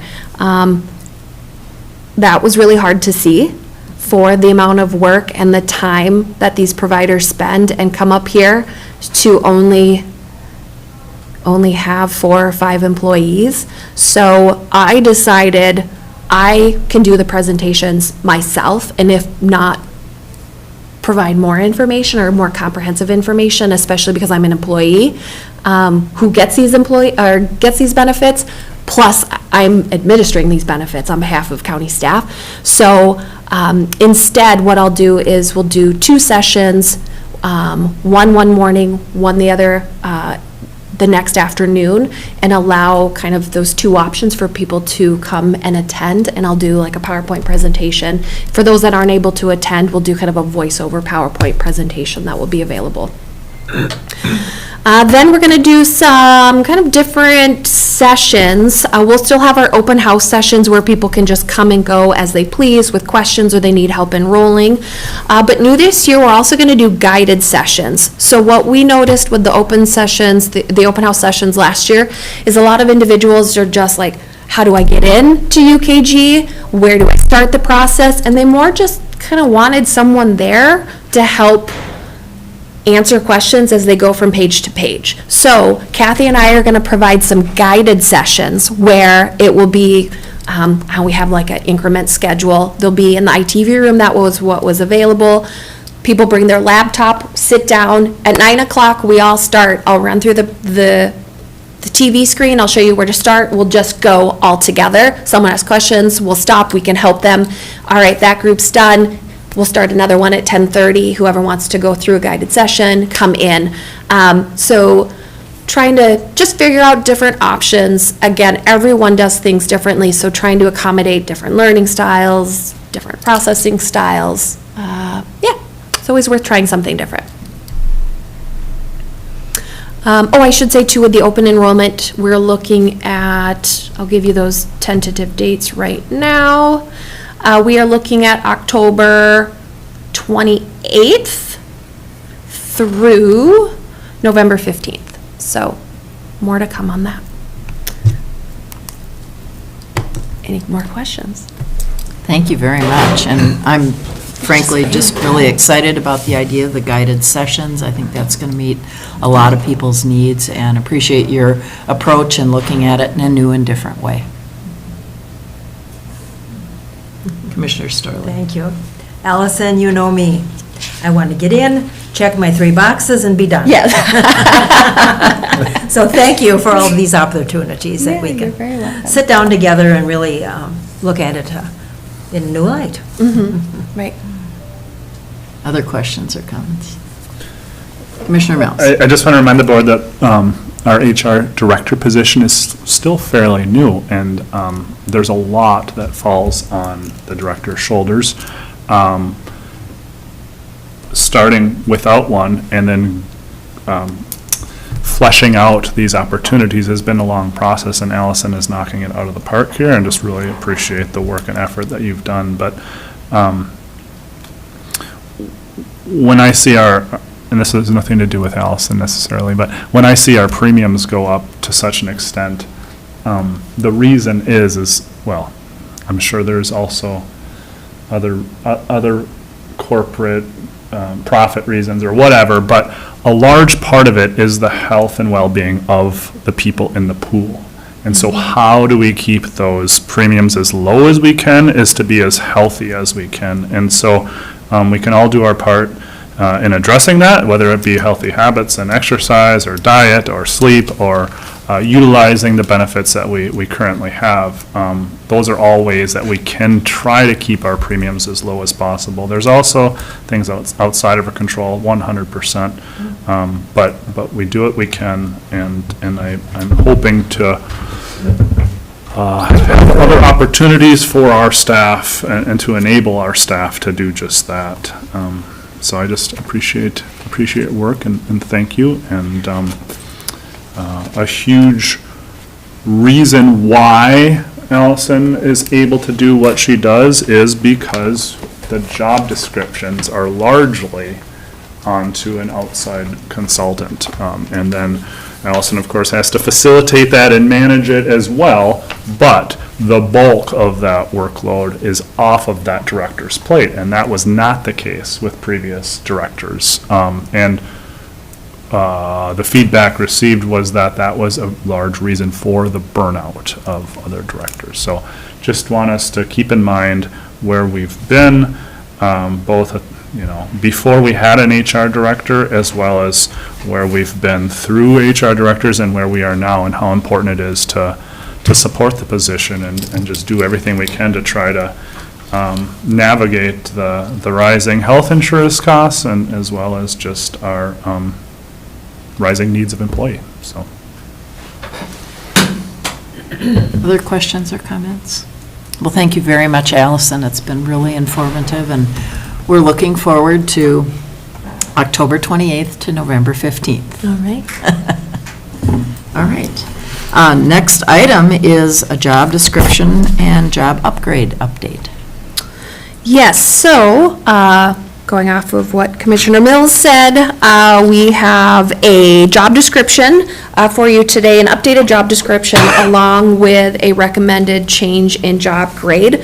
This is for what's formerly called the Financial Assistance Supervisor position, Public Health Human Services, now renamed the Economic Assistance and Healthcare Program Supervisor.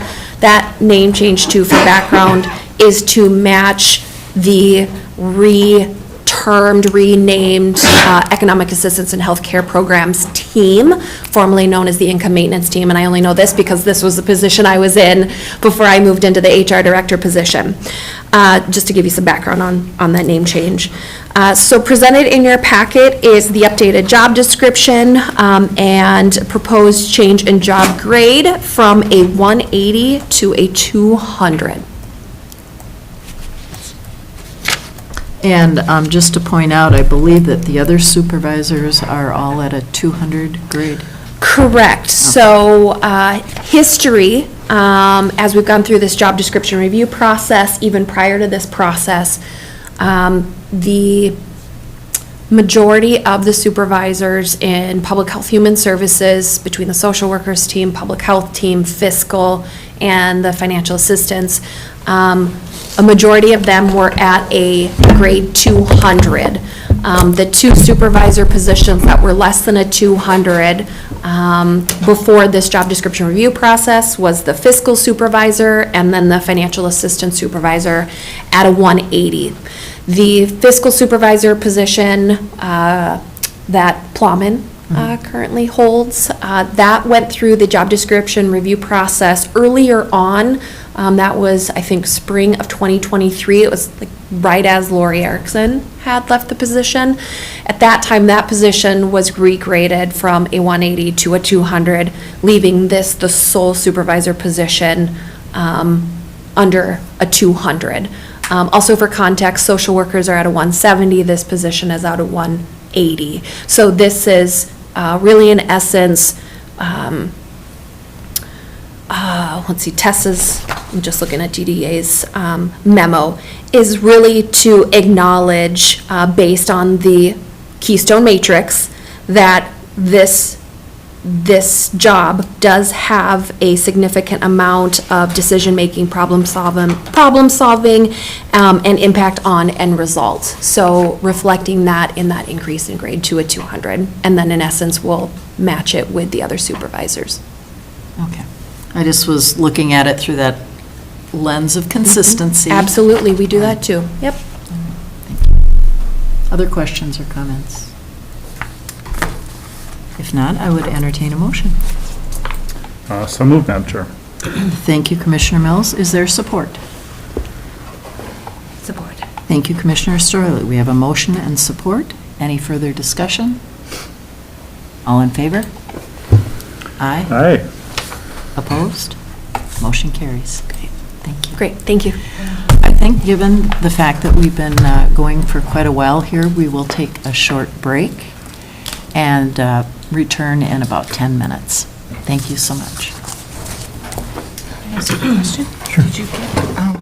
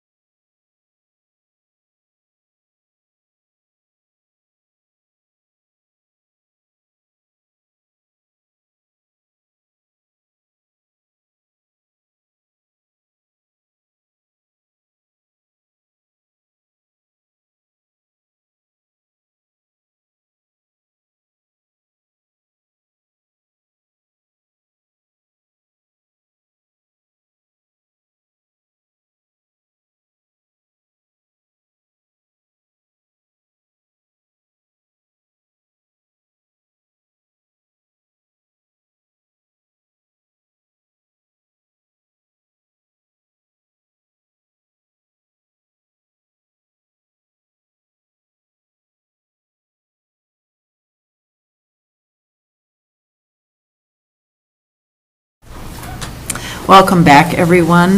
We're returning to our meeting for September 10th, and we are down to item number 7. Auditor Treasurer Powers is with us this morning. Thank you, Madam Chair. So this is a request to purchase an ES&S DS450 high throughput scanner and tabulating for scanning election ballots and tabulating results. So ES&S stands for Election Systems and Software. They're one of the state-approved manufacturers for election equipment. The DS450, it's also known as a central count because it's a machine designed to tabulate results for mail and absentee ballots where the precincts are processed in a batch. All of the ballots for a single precinct, are placed, for one precinct, they're placed in the top bin, pulled through the scanner one at a time.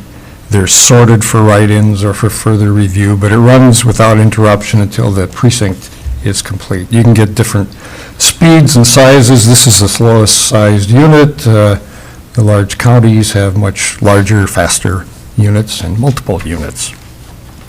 Currently, we're using a DS200 scanner, also from the same manufacturer, ES&S.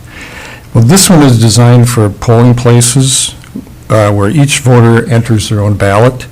So the DS200 notifies the voter if there's an error or an omission, such as crossover voting, or they left the ballot blank, and it gives the voter a chance to correct the error. They can go back and get a fresh ballot if they've spoiled the one that they've entered and things like that. So it's really an improvement over just filling it out, dropping it in a box. So it's ideal for polling places, but it's slow for processing these batches of mail and absentee ballots, where it's actually our election judges that are entering those ballots into the machine one at a time.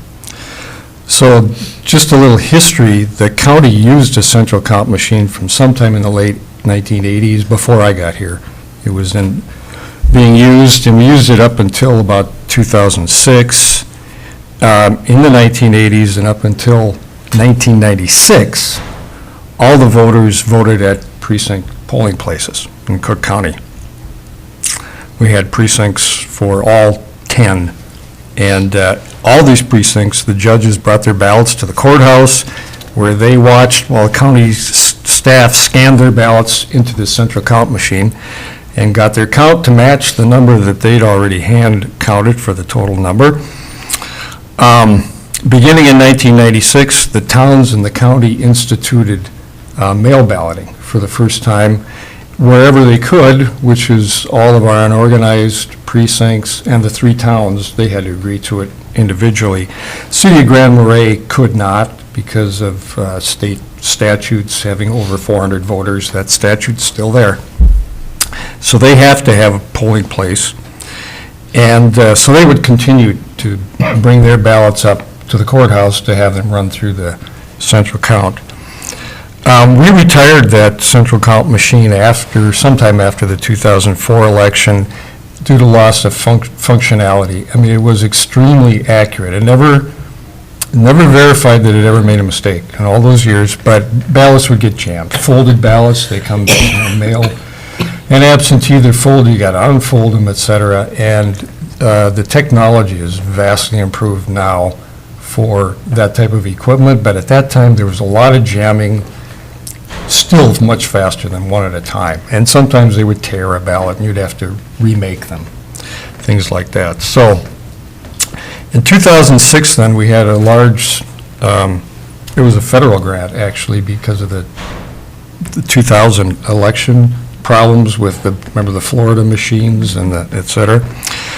So there were a lot of changes, and the polling place machines were just much improved, and we wanted to buy those for the city precincts to have these polling place units. And a lot of counties were using them also, small counties were using them for their absentee and mail ballots, and we said, okay, a lot of them were doing it, and we said, okay, let's do that. Sounds like it's doable. And it's worked. It's great for the city polling place, and it served our needs adequately, and it's significantly lower cost than central count machines. I always hoped that price would come down, but guess what? Prices never come down. So they put in improvements, but the price never comes down. So why now? So since the early 2000s, our population has increased significantly. We were at 3,800 in the 90s. We went to 51. Now we're at 5,600. And we think a lot of that change came in the last couple of years around COVID. And we don't see any signs that that's slowing down. The other thing is more people are using absentee than did 30 years ago. So we're just seeing a lot more of these batched mail and absentee ballots than we did. We've got 27% more than we did in 2002, for example, of mail and absentee ballots. And just assume it's going to continue that way. Moving back to a central count machine would reduce long hours on election night. We've made some process changes in the last election that's helping already, but this would take us another step to keep from those long nights. It would give us more flexibility to deal with the processes, and the laws have changed dramatically over, especially the last 20 years, since that 2006 change, and get a lot more technicalities. So this would give us, as staff, a little more flexibility. This year, also, we're seeing, as you just talked about, on the break, COVID is rising, has been rising this summer and this fall. We could be losing judges and staff, as we did in the 2000 presidential election. The other thing in this year, we may see, process changes come out because of legal challenges, court orders, information requests, public information requests. We saw a lot of that in the 2020 election, and I suspect we're going to see a lot of that going forward.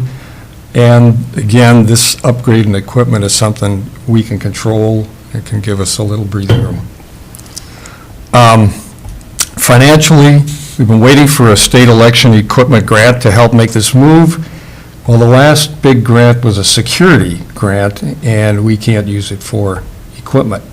But we've got over 20,000 left in that grant, and I'd like to use that instead to pay for part of the security system for the courthouse. I've checked with the SOS, that would be agreeable to them, cameras and doors, et cetera. And then in return, be able to use 20,000 fund balance that we're saving. We also have a fund balance within that election account, about 16,000 at the end of '23. There is another new operations state grant that just started in 2023, and the Voting Operations Technology and Election Resources account. So this is going to be ongoing, and we've accumulated 19,000 in 2023 and 2024. So I propose to use that, the 20,000 from the security grant, and we have 5,000 for capital in 2024, and all of those would cover the costs of this. We've looked at there's 3 units approved by the state for this kind of equipment in Minnesota, one by Dominion, one by Hart, and then the one by ES&S. Handful of counties use the Dominion, mostly the larger counties, and one county uses the Hart version for central count. They're less expensive, but they use off-the-shelf scanners. We don't expect the longevity to be there, even though they're less expensive. Some of the larger counties use them because they need several of them, and so the saving is worth it to them. We've had great success with that ES&S, almost 20 years on that old dinosaur of a unit. I expect that kind of longevity out of this one also. We would purchased it off of the Minnesota Counties Computer Cooperative. We belong to that group through our financial system, the Triman IFS system, and for other things through IT. So we'd save roughly $9,000 off the list price, and the cost would be $52,820 for including shipping, some training, and installation. So that's the request. Well, one thing that strikes me is the ES&S unit that we had has a long track record and worked very well, so I like the fact we have experience with that. And then I also think the fact that we have more mail ballots and absentee ballots coming in, about 3,000 more, it seems like, lends itself to this particular type of scanner and tabulator. So I would support this. Other commissioners? I'll second it. Well, I You haven't haven't made a Oh, we're motion. just You want to talking. make a motion at all? I make a motion to support this. And I'll second that motion. Thank you, Commissioner White. Any further discussion?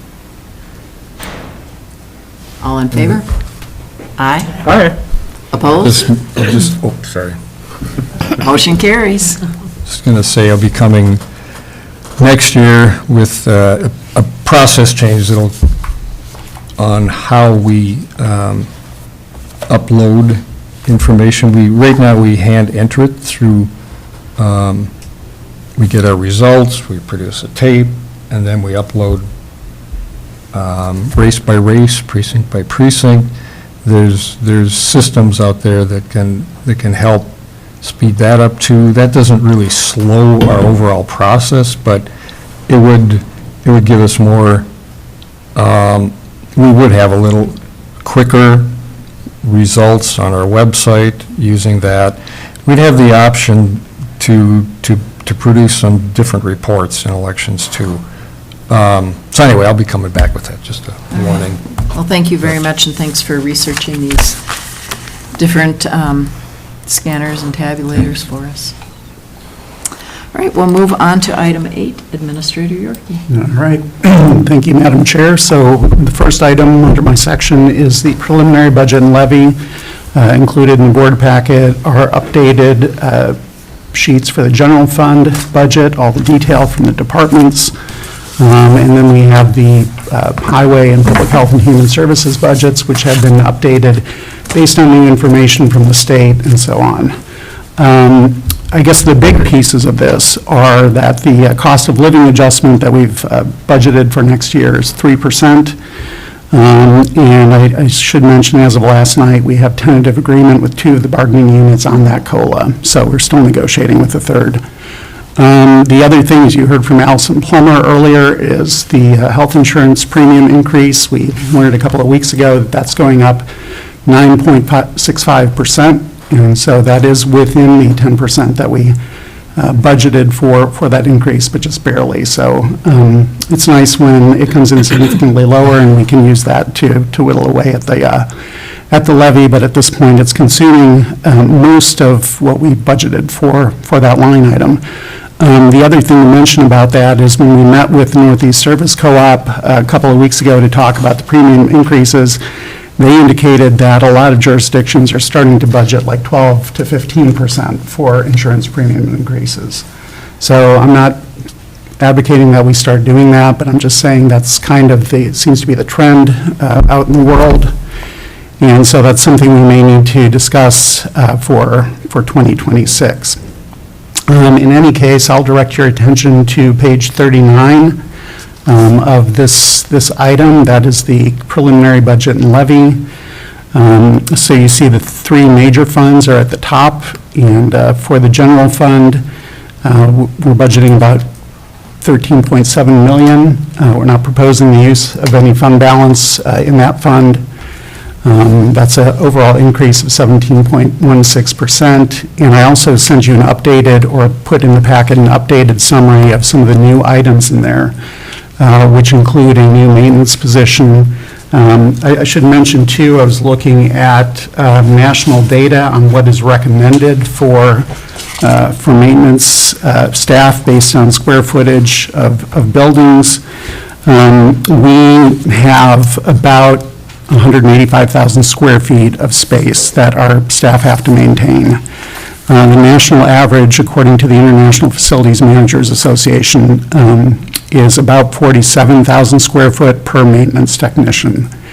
And so that would put us right at about 3.9, basically 4 full-time staff. And currently, we have 2 full-time staff, one of whom is a working manager, and then we also have a part-time technician, Troy Olm, who works 3 days a week. So part of the budget request is to add a full-time maintenance technician to bring us up to a little closer to that national average and put us in a better position to catch up on deferred maintenance and keep our buildings in good shape. The other big ask this year is the HR generalist position. That would be a new full-time position, and we've talked about the strategic plan, which the board approved back in April, which focuses a lot on updating HR processes and also coordinating training for staff. So that position is budgeted at just a little bit north of $98,000.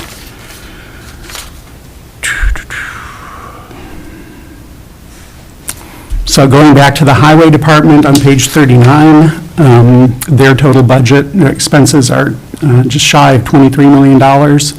They're proposing to put about $115,000 back into their fund balance after major capital expenditures for salt sand and also the equipment storage building that they're building right now. Public Health and Human Services is budgeting about $5.6 million and proposing to use about $567,000 of fund balance to achieve a levy in that department of 4.93%. And then the other smaller funds down below are shown. Altogether, this leaves us with a preliminary levy of 9.81%. As I noted in the cover sheet, the situation is similar to last year. We had about a 9% preliminary levy that we're able to whittle down to a little over 5%. So there's still work that we can do for the public's benefit. The action that is requested today is for the board to set the preliminary levy, which basically sets a cap on what can be levied for the following year. So we can't, if they approve the 9.81% levy today, we couldn't come back in December and say, well, we're going to levy 12%. It would have to be something under that number. And historically, we have worked to keep the levy increases in the neighborhood of 4 to 5%. So that is based on our 20-plus year historical average. So that's kind of the high-level view. Again, most of the, in fact, all of the numbers, at least in the general fund budget, have not changed since the presentation that we did. Well, they changed a little bit, but there haven't been any substantial additions to the general fund budget since it was presented on July 23rd. So I will pause and see if there are questions. I'll just make one. On the page 39, that's a spreadsheet that I do, and I did not carry, you can see housing does not show up under 2025 final levy. That's just a formula, but it's in the number because there's a cross-check in there. So it's adding everything from the left to right on the bottom. I've corrected it on my own, but it's not corrected here. But 13,396,910 is the correct number for the levy. Thank you. You see the housing? Yeah. 595, and then 300,000 of revenue. There should be a number of 295, 284 under final levy. And there is now, but not here. And it's in the number because it's in the columns going down, which are then added across. So it's That's in the number. 295, 284. Yeah. Thank you. I'll send that out as a correction to everybody. One thing I was looking at as I've been reviewing this over many months is just, in addition to looking at our historical average over 20 years, looking at the last 5 years. And noting in 2020, we had 5.89 for the levy. Then we had the impact of COVID and didn't know what the future would hold. That went down to 3.95. 22 was 5.5, 23, 5.5, and last year down to 5.16 from the original preliminary of 9%. So I think, we're in the ballpark where we have been in the past. One of the things, Commissioner Mills, I know you talked about is looking at it over time, so we don't see these huge fluctuations of 0 and then double-digit increases, and I think it's important for us to keep that in mind. So kind of around that 5% area is where I'm thinking and hoping we will land. I've done some research on a number of things. One of the things we've talked about is the Boundary Waters appraisal, so that when PILT, that amount is reappraised in 2028, we potentially could have our own appraisal and have something to go back to the feds with to do some negotiation. I have contacted St. Louis County and Lake County. I haven't heard back from St. Louis. Lake County has not at this time put anything in their preliminary budget for that item. They feel like it would be done in 2026, but I'd like to hold off on any decision-making till we hear from St. Louis County as well and have a discussion further with Bob Thompson, our assessor, about that as well. But I just wanted to give you an update and let you know I am looking into that. Other comments that commissioners would like to make or questions that they might have about the preliminary? Commissioner Johnson? Okay, I'm very uncomfortable with the 9.81% preliminary levy request here in front of me. And then you go on to talk that traditionally we get down to 5%. So I'm interested to hear how you plan on getting from 9.81 to 5%. I think just like past years, we take these items, for example, the one I just gave, the reappraisal, get more information. One thing I was even thinking about last night, and it is kind of a mathematical way of creating discussion for us, but doing a force matrix with the additional items that have been requested. And we could mathematically look at where all of us are with these and then use that as a conversation starter for future meetings. So that's one of the ideas that I had. Other commissioners? Commissioner Storley. Thank you. Well, this has all been presented to us in various forms over the last few months. I think we should take all this in consideration again and then just have a meeting about our budget and looking at everything that's before us. And getting from 9 down to 5, 4.5, I don't know. But we have some really huge considerations here for our staff and the folks out there that voted us in. Other questions, comments? Madam Chair, I guess in response to Commissioner Johnson's question, over the series of work sessions that we had on the budget, I have been requesting board feedback on where you think we could or should make cuts. And I haven't heard any really decisive answers on that. So I see this process this is a proposal that I'm giving to you and outlining, what some of the new costs are. And it's my hope that you'll provide some feedback that will enable us to, we are going to have to make cuts somewhere. And I'd like your feedback in determining what those cuts should be.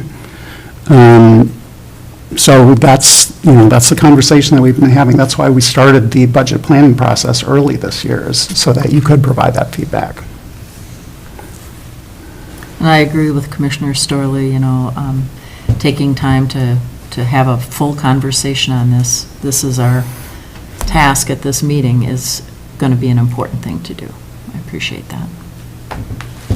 Commissioner White. And I would like to concur that I do like Commissioner Sorley's suggestion. I think giving five heads with our administrator and with our auditor to just talk about where should we cut, and that would be maybe most efficient, and not put the onus on, like, here's, like, maybe we should look at this, and then after we have a discussion, then James and Brady and whomever else, like, get it closer to 5. Thank you. I would just say no time like the present. I mean, here we are, it's a public meeting. We could schedule another meeting to talk about this at another time, but we have all the information before us. This meeting has been noticed, and we've got the time to have this conversation, so. Well, one thing we did talk about previously is looking at the training, staff training for the strategic plan and commissioner training, department head training, and looking at that, even though it is in our strategic plan, but perhaps delaying that. And I did, based on the request from the board at our last work session on this, I did reduce those line items Right. significantly. So I think I don't have the old sheet in front of me, but I believe like the staff strategic plan training was about $100 and some $1,000. That's been reduced to 25. Department head training went from, I believe, about 15 to 6,000, and the commissioner training went from 15 to 5,000. So I did make those cuts based on the board's request. And my thoughts are potentially that we look at that training for, in the dollar amounts that we have there, looking at for new employees. Thoughts by other commissioners? Can you say that again? I'm confused. That we focus our training on those people that are newly hired or newly elected. The dollar amounts, that perhaps we could prioritize it in that way. And maybe I'm a little confused of what kind of training you're thinking of and where this. So, for It's example, happening. new commissioner training, if, for, let's say, District 2, if there's a new commissioner coming in January, making sure that that person gets the required training through AMC, that would be a priority. Well, isn't that part of our AMC package? I went to that the first year of new commissioner training. Not through everyone that. always goes to those, so I'm saying that would be something we'd expect and make sure that we include in our budget. But that is included in the commissioner's budget as far as going to the AMC conference. So do we really need another line item addition, is my I question. see what you're saying. And that's probably more of a Brady question. I don't have a quick answer. All right. And I'll just say that I'm still analyzing the information that I got in the packet, and haven't had an opportunity, so I will reach out to you, Administrator Yorkie, because I do have a partial list of questions here and concerns, but not ready to make them public, because I didn't have enough time to get everything done over the last couple days. But and there are a couple items on the request for additional resources that maybe give me more pause. And I'll just say, Robbie, I know you want to plan ahead, and I appreciate your planning ahead, but I think looking at the highway department, the seasonal worker position, and the future maintenance worker position, I understand that importance. I'm not saying we shouldn't plan ahead, but maybe that's an area that we can say, not this year. And same thing with the Sawtooth Bluffs planning for regional designation. I think right now, I understand we're in transition with our parks and trails, and maybe there's some gaps in communication that was brought to our attention today. But when we're talking about having to cut to get to 5%, that's another one that I say, well, maybe not this year. And I understand, Commissioner Mills, you've been pushing this for years and years, but that would be another one that I'd say, maybe not this year.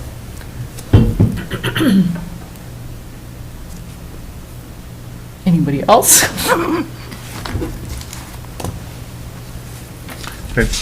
Commissioner Mills. Just to clarify, I don't think that's what that is. Oh, okay. So, the request to make, my understanding is the request to make the Parks and Trails director position, or call it what you will, full-time has already been withdrawn from the request. So this is exclusively for that further steps with the Sawtooth Bluffs to hopefully someday be able to access the legacy funds that the city is going to be accessing for their, or maybe already has, for their parks. And that is a contractual line item, not a personnel. So that'd be for like ARDC to do, or whomever, you know. Madam Chair. Commissioner Storley. So, thank you. So, we're at 9.81.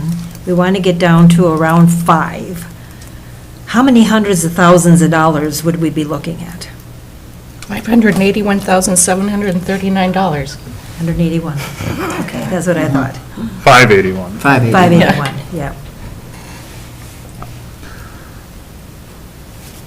Okay, it gives me an idea what to keep looking for. So, Madam Chair, would we include this in a special meeting, or would we include it in a board meeting? We could do either way. I would like to see a special meeting, because we always have so much going on with other things that are important for the board. So my suggestion, could we consider a special meeting? To clarify, are you talking about a special meeting to approve the preliminary, or are you talking about approving the preliminary today and then having a special meeting to further whittle away? Because those are two different things. Approve what has been before us, the 9.81. And then a special meeting. And then a special meeting, so we all have a chance to look at this, and then move ahead with a recommendation at a board meeting. So that would be a work session. So a work session. So that would be a committee of the whole. I mean, we could do that as early as next week if you wanted. Does that give everybody enough time? Commissioner Johnson? Yeah. I know. Today's Tuesday. I know, I'm thinking my schedule for the next 2 weeks, can I fit in another meeting? But that's beside the point. I'm not comfortable with the 9.81. I would be more comfortable with a 7, and then we whittle down from there. So we are committed to, maybe the final goal is 5. It sounds like there's some agreement that we should get to around 5. So why not just go to 7 right now then? And say, we are committed to making some changes here.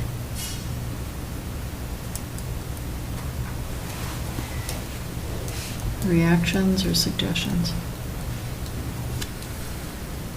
I just feel like in the past, we've done our preliminary levy and then we work to get it down. I would agree that we've had time to look at this, as Administrator Yorkie said, but I know I had a lot of questions that yesterday I was trying to get answers to, and I understand you have questions as well. So I'm all for setting the levy today, but I'm comfortable with the 9.81 and whittling it down. We've done that before.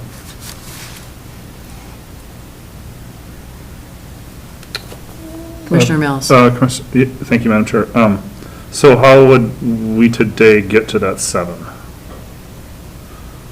Well, no, but that's what our next special meeting is for, but I just want us to commit that we recognize that a 9.81% levy at this time, for this year, for this county, is not realistic. And let's be realistic about setting our preliminary levy. And we will have to make cuts. We know that. So let's commit to, we will at least make a portion of those cuts today. That's what I'm whatever, saying. somebody Where- will have to figure out, they'll have to tighten up some of these little things that increased when expenses increased and the revenues didn't increase on those line items, like, that I haven't had a chance to ask about yet. There are quite a few of those. Is it because we didn't get more, your revenues decreased 4%, but your expenses increased 16%? Why did your revenues decrease 4%? Is there a good reason, or was there a program that you started that maybe we shouldn't be continuing? I don't know, because I haven't had time to dig into some of those. But that's what, I think there's some room in our budget currently, as presented, to reduce this ask. Madam Chair, I don't think we're required to have a complete preliminary budget. It's the levy we have to set at this time, so exactly how you get to the 7, if you went to 7%. I don't think you have to determine that at this moment. Just for, it would be easy to put a number into fund balance used in the general fund to see the numbers that would get you to 7%. But you don't have to determine that you're going to use that fund balance or make cuts elsewhere till later. Commissioner Mills. Can we talk a little bit more about the last, second to last line, rather, not the total, but the last line, maintenance, contractual, plowing, and cost increases? Any further details there? Forgive me if we've talked about this before and I just... That was something, Brian talked with Brady about that, and I wasn't part of that conversation. So Brady, do you have any? Say that, The very last line on the additional resources, the maintenance contract, plowing and cost increases of $45,000. And I got this from the summary sheet, Brady, that the Yeah. departments put together. I don't have it in my,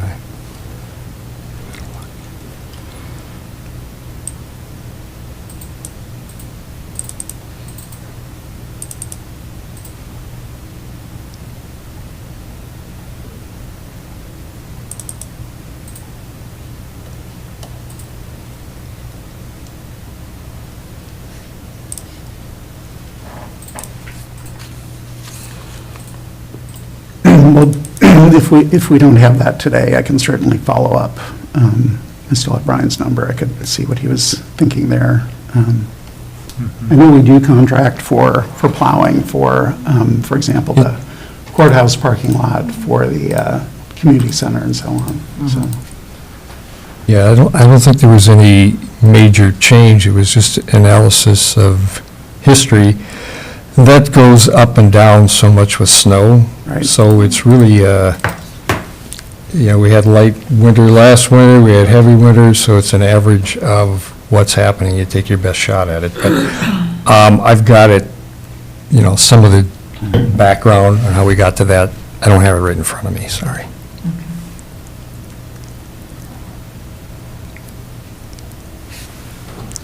Well, my thought is that we just establish the preliminary levy at 9.81, get these questions asked, and have our discussion strictly on budget, as Commissioner Starley recommended. Thoughts from others? Commissioner White? I think what Commissioner Johnson was saying is if indeed we are committed to getting it down closer to 5 someplace, what is the harm in saying, we'll do 7?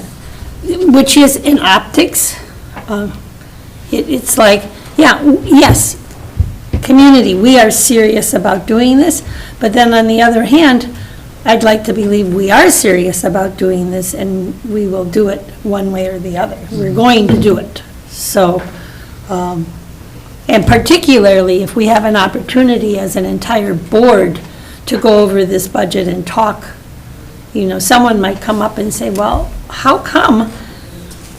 And we can just thoroughly go over it and shoot for it. So I guess I would like to trust that we're going for it. We're going for a lower number, and to expedite in this instance. But the 5%, I like that number, so, if it's possible.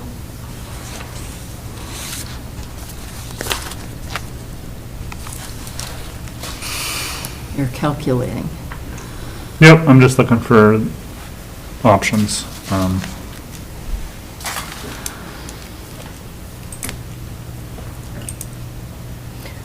Okay, I'll make the motion to approve the preliminary levy increase of 7%. I don't have the number in front of me. Do you want to do the calculation of what I'm actually saying? Fiscal year 2025 property tax levy at 7%. Preliminary. Preliminary, yes. Preliminary. Madam Chair and Commissioners, one thing I'd like to add into that motion is to set the date for the Truth in Taxation hearing. yes. That's something we have to do. If we were to set that preliminary levy today,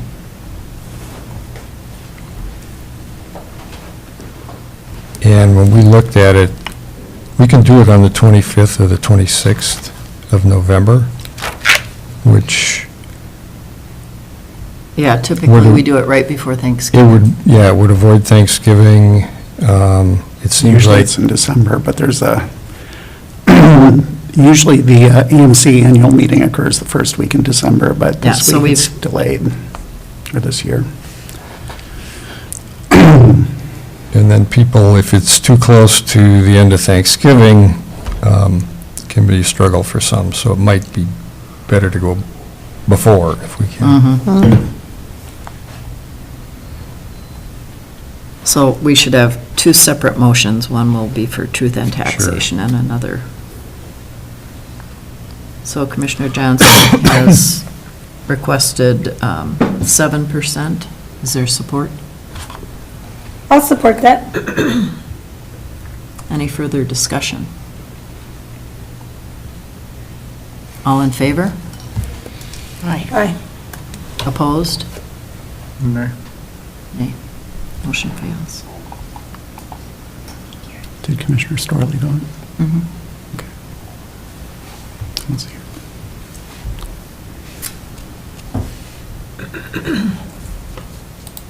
Was there another motion?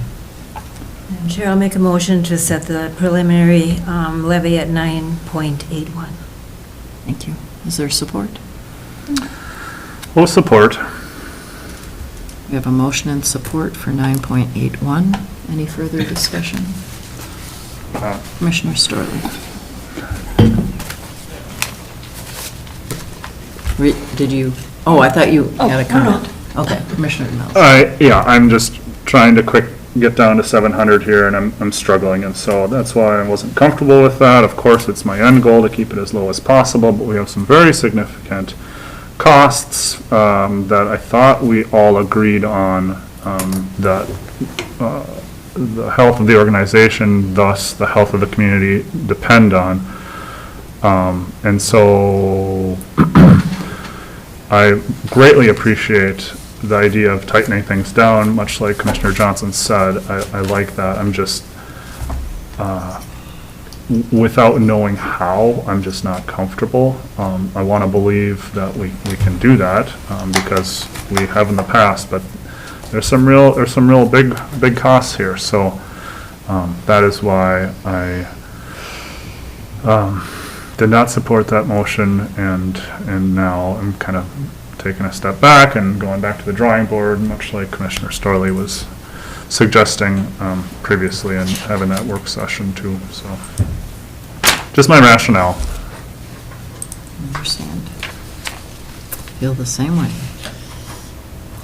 All right, we have a motion and support. Any further discussion? All in favor? Aye. I'll vote Opposed? for it. Just get it done. Just one, I guess. Okay. There was confusion there. One or the other. What was that? Motion passes 4-1. Who was opposed? Me. All right, thank you. Thanks, Jana. All right. So we will move on then to our next items. TNT. It's misplaced trust. Yep, and TNT, if we want to look prior to Thanksgiving, we could look at the 19th or the 20th. 25th is the first day Oh, it's 25th is allowed, the so, first day, okay. yeah. Would there be a reason not to do it the week of December 2nd? Not from my standpoint. Not from any standpoint. So we could do it Tuesday, December 3rd? From my standpoint, sure. Does that work for others? I think so. What was the date? Tuesday, December 3rd. And we aren't going to be at AMC? No, that's the week after. Oh, okay. That's interesting, Yeah, because then we'll skip our board meeting. We have to talk about that, too. Yeah. Oh, okay. And I thought I sent out an email about that, did I not? so Tuesday, December 3rd for Okay. TNT. At 6 PM? 6 PM. Mhm.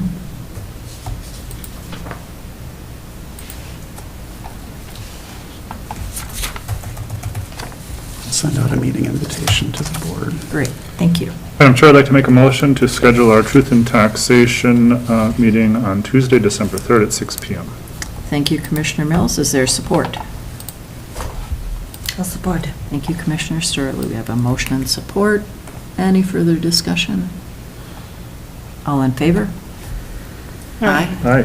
Opposed? Motion carries. All right.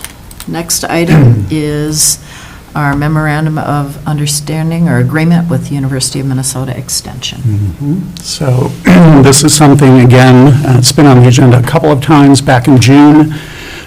Carrie Cavett with U of M Extension came and talked about their changes in their cost structure. And we had a public discussion about this, and now it's on your agenda for action.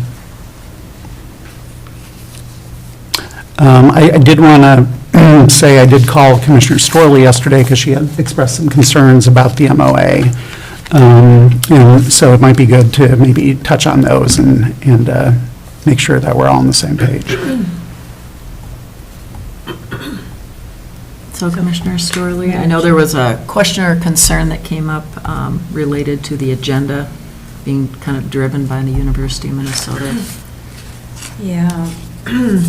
I think I'm hearing from the community that they feel that they've come in at the top down, and nothing to reflect on Sarah. She's done a wonderful job with what she's been doing. She was, came in after an employee, Diane Booth, had been there for 30 years, so, there was no expectation she's going to be another Diane, for sure. And going to some of the meetings, as I have over the last 10 years, I think we can work it out in that we can perhaps have a discussion with Carrie about the agenda and the fact that they seem to come, that university seems to present it from the top down. And I think we want to kind of say, wait, this is our county, this is our extension group, and let's work together as presenting it as a whole of bottom up and coming from, suggestions from Sarah. And I was looking through some of the old agendas that I happened to save, and it seemed like that was the case, but I think... So just kind of returning to that prior practice. Yeah. And I'll be going to an extension meeting now when I'm in Alexandria, so I'll have a chance to talk to some folks there too. So and Commissioner Johnson is also on the extension board, and I think together we can talk about strategy together and plan for the new year and have it kind of where we see that would be important programs and important items for the residents in Cook County to take advantage of. All right, thank you. Madam Chair, so I called Carrie Cavett yesterday as well to talk about the process by which the agendas are developed. And so it is true that the agendas are issued by extension, but it's done so in consultation with the committee. So two ways that local input is provided on the agenda is that there's a standing item on the agenda called Word Around the County. And that's an opportunity for committee members to suggest items for future Extension Committee agendas. And then also there are commissioner updates, so that commissioners who are participating in that committee, I believe Commissioner Johnson is the main appointee to that committee, has the opportunity to talk about what's going on in the county and also to suggest issues that the committee might want to work on. Carrie coordinates with Sarah to develop those agendas, and then when the first draft is available, it goes to the committee chair, who is a local person, and I'm drawing a blank on his name right now, but George Harrelson. Harrelson, thank you. And so George has the opportunity to review the draft agenda, to suggest additions or ask questions about what is on it. So the idea that this is somehow, a process that is totally top-down is simply not true. I mean, there's a lot of consultation that goes on, and there's a lot of opportunities for local input to develop the agendas. That's helpful. Commissioner Johnson. Thank you. And I just want to point out, I'm not the primary, because They require. I am with Commissioner Storley, we both attend because it's a state law. That's one of those old state laws that make no sense anymore, but it's still on the books, so it is required that we appoint 2 commissioners to attend that meeting. And I have appreciated Carrie and Sarah's patience and understanding of, we have a kind of a transition board. It was this whole way of doing extension is different than we've done it for 30 years in Cook County. So there was a learning curve for all of us. And I remember sitting at a meeting where Carrie asked us, hey, if you've got ideas of what you want in Cook County, let us know. So we have the resources, we just don't know what you want. Well, I was still kind of, what is this? And I didn't reach out. I did on one say, oh, I don't think we need that one, but I think this is a learning time for that board. And I think we're getting more cohesive and learning what the many resources the university can provide to us here in Cook County. And it's kind of pretty amazing. So that's why I am in support of this memorandum of agreement. I think it's been good for Cook County. And I think Carrie and Sarah have done an excellent job in getting programming together, getting processes together. And I'm in support of this agreement. I think it's really important to hear from you and Commissioner Storley because of your involvement.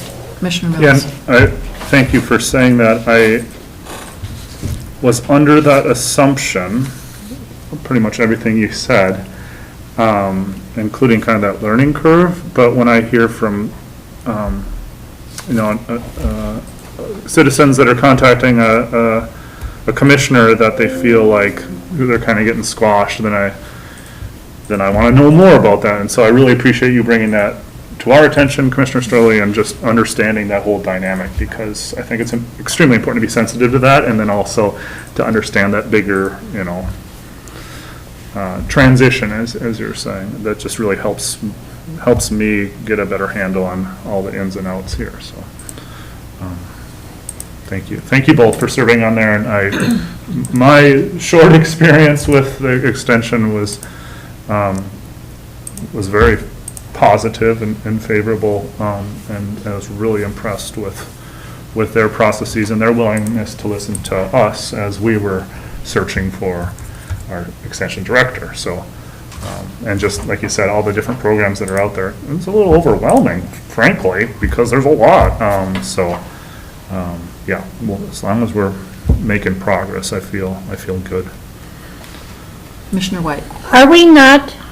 We pay an annual contract with the university extension anyway. Would we not have access to all that programming otherwise? No, not at the level that we do currently. Okay. Yeah, you I mean, can go any- online and do it yourself, Right. but it's total online experience, and you Okay. pay for those classes through that. We don't get to say, hey, we want to provide Okay. this in person in Got it, Grand Marais. got it, thank you.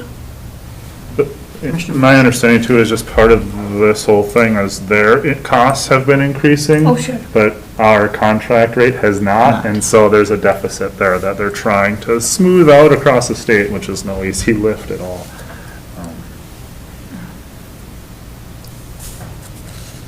Any other questions or comments? Is there a motion? Well, I'll make the motion to approve the MOA with the University of Minnesota to continue to provide extension programs, employee extension educator / community center director. Thank you, Commissioner Mills. Is there support? I'll support. Thank you, Commissioner White. We have a motion and support. Any additional discussion or questions? All in favor? Aye. Opposed? Motion carries unanimously. Thank you. Thank you, Board. Item 8C is a request to approve the use of $200,000 in solid waste funding for transfer station architectural services. Backing up a little bit, at the August Committee of the Whole meeting, we had Dustin Hanson and Rena Rogers here to talk about the current funding package for the transfer station. Fortunately, we were successful in getting $2 million from the state toward the construction of the transfer station. And as was discussed on August 20th, that money is coming, it's actually part of the tax bill, so it wasn't, they didn't do bonding this year, and so it's coming through the tax bill and being administered through IRRB. And so that's a little bit of a curveball, because we thought it was just going to be sort of a lump sum that would be given to the county for the purpose of developing the transfer station. But because it's coming through IRRR, there are some requirements. They're going to bond for the money. And so because of that, there are some requirements attached to the funding that we didn't expect to have. One of those is once they do the bonding in November, that starts a 30-month clock within which those funds have to be spent. And so in order to make sure that we are ready to proceed with moving forward on that, the request is for us to allocate $200,000. This is not new. This is not a new levy or new burden on the levy. It's money that has been budgeted and has been in our account for some time. That is for the specific purpose of solid waste management. And currently, the balance in that account is about $330,000. And so the proposal is to use $200,000 of that to proceed with architectural design, final designs for the transfer station, so that we can be ready to start spending those state dollars when they become available in November. And so that is the request, and if there are questions, I can try to answer them. I think we had a really thorough discussion at our Committee of the Whole, and it was so nice that both Rena and Dustin could be there. Any other questions or comments that people might have? I make a motion to approve the use of $200,000 in solid waste funding for the transfer station architectural services. Thank you, Commissioner Mills. Is there support? I'll support. Any further discussion or questions? All in favor? Aye. Opposed? Motion carries unanimously. All right. Item 8D is a request to approve a roofing contract to replace the roof on the Colville Town Hall. As indicated in the board packet, we received 4 bids for the work. We're recommending that we contract with Lafreniere Roofing of Grand Marais, which is currently replacing the roof on the community center. If you've had a chance to go by, they've completed the north side of the building and are well underway completing the south side of that roof. And so that should be done fairly soon. And so the other thing about this contract is we had been waiting to make repairs to the chimney.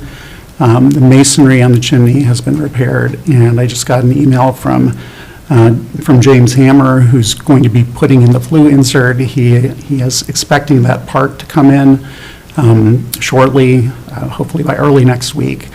And so in the meantime, we're going to get Mike Lafreniere lined up to do that roof replacement. So the amount of the contract is $16,414. Any questions or discussion? Commissioner Just from my perspective, which is, again, limited,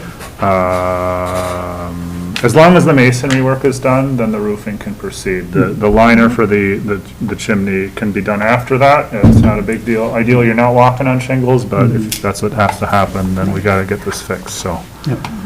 I don't have heartburn about that timing as much as just that masonry part, so thank you. I'll move to approve the contract with Lafreniere Roofing of Grand Marais to replace the roof on the Colville Town Hall at a cost of $16,414. Is there support? Support. Thank you, Commissioner. We have a motion and support. Any other discussion or questions? All in favor? Aye. Opposed? Motion carries. All right. A couple of brief updates. On Wednesday, we're having the final meeting with BKV Group regarding master planning for the courthouse and the community center before coming forward at the September 24th meeting with a presentation on that master plan. Again, as I've said before, the process has been going very well, and I'm really pleased with the level of service that we're getting from BKV. Henry Pittner is just really great to work with. He's very thorough. He's a great listener, and he's really taken all of our needs into account. And so I feel really good about the direction that this is taking. And so I just wanted to give you all a heads up that you can expect to see that presentation at the next business meeting. In the meantime, we are also knowing that even if that plan moves forward, we are still out of space in this building. And so we are looking at some other options that we can use in the interim to make sure that we have adequate spaces for our employees. A couple of things that we've been looking at, I reached out to higher education because I heard they had office space in their building that potentially could be used. They do have an office that is currently being used by North Shore Healthcare Foundation in the Restorative Justice Program, but that space is only occasionally occupied, and so the question is, could we have a time-sharing agreement with them to use that office space? Yesterday, Allison McIntyre and I went up to the YMCA because I had reached out to Alex Gagala because I heard that he might have an office vacant up there. They do. It's on that main corridor by the administrative offices.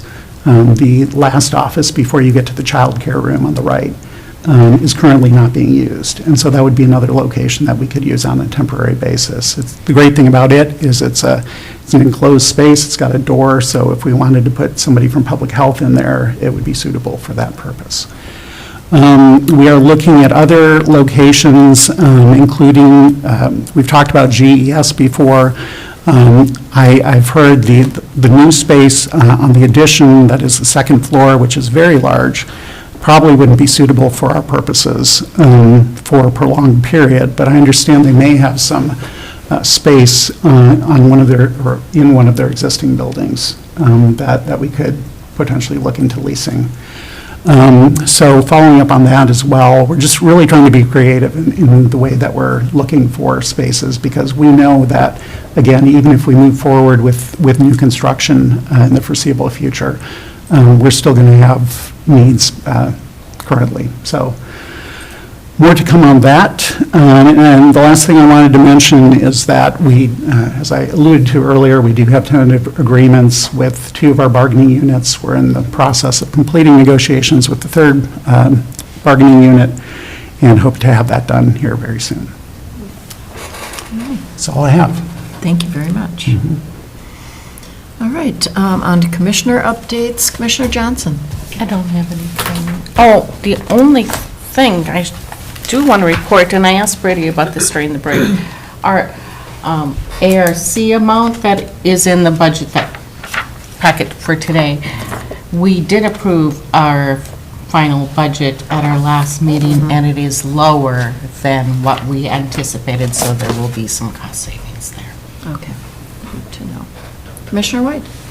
I would, two things. AEOA, a meeting, they are, of course, the supporters for the hub and they, what am I going to say about them? They do, which I think is an interesting idea, but it would not be for the county per se, but they do a carnival, a community carnival. And like, it was just pretty interesting, and they served over 700 people hot dogs in a day, which seems like an awful lot of hot dogs. The hub continues to,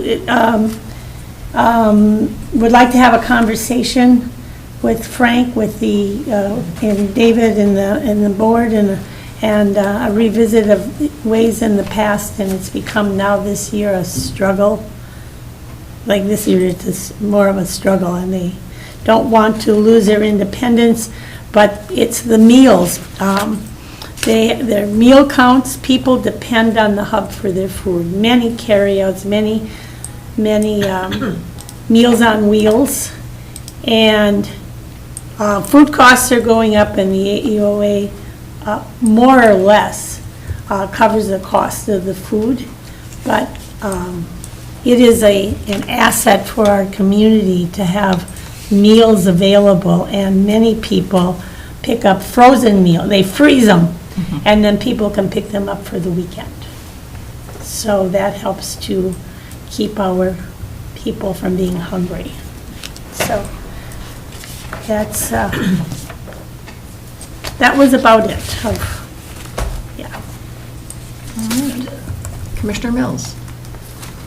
I guess firstly, I would just like to speak a little bit more about the CJ Ramstead resolution that we had passed, and not at all my intention to rush or exclude people. It really came down to jurisdiction and capacity, and our county department does not have the capacity to engage in these discussions at this point so early on. Really what it's going to come down to is what both the state and the feds find in their analysis of the environment and the impacts therein. And so it's really hard for us to make any decision when there's so limited information, and more information will not come until the feds and the state do their dealie. So that was my rationale for trying to move forward and to look at things, and also, frankly, to engage people, because those processes will have room for engagement. So just wanted to put that out there. The Parks and Trails Commission, I think, does a pretty excellent job of representing the different user groups, and had conversation about it. And I think we mentioned this in the past too, that this idea has been pursued for over a decade, but just with plenty of ins and outs and changes going on. So nothing really new, except for our willingness to look at it. So I don't want to minimize people's concerns. I share many of them, and also want to do what's best for as many people as possible. So I had the opportunity to attend one of those carnivals in the past for AOA, and that is an apt name for it. It's quite the carnival, and I was in Virginia, and I just caught the tail end of it. It was right before AOA board meeting, and it was pretty incredible to see. When you get over to the range in Virginia, the population is so different than here, both culturally as well as just the sheer number of people and their needs. And so it was very eye-opening and very well attended, and a lot of smiles and a lot of energy. So happy to hear it continues. And I do intend to follow up with the Council on Aging and the Hub about the future. At this point in our schedule, my schedule, I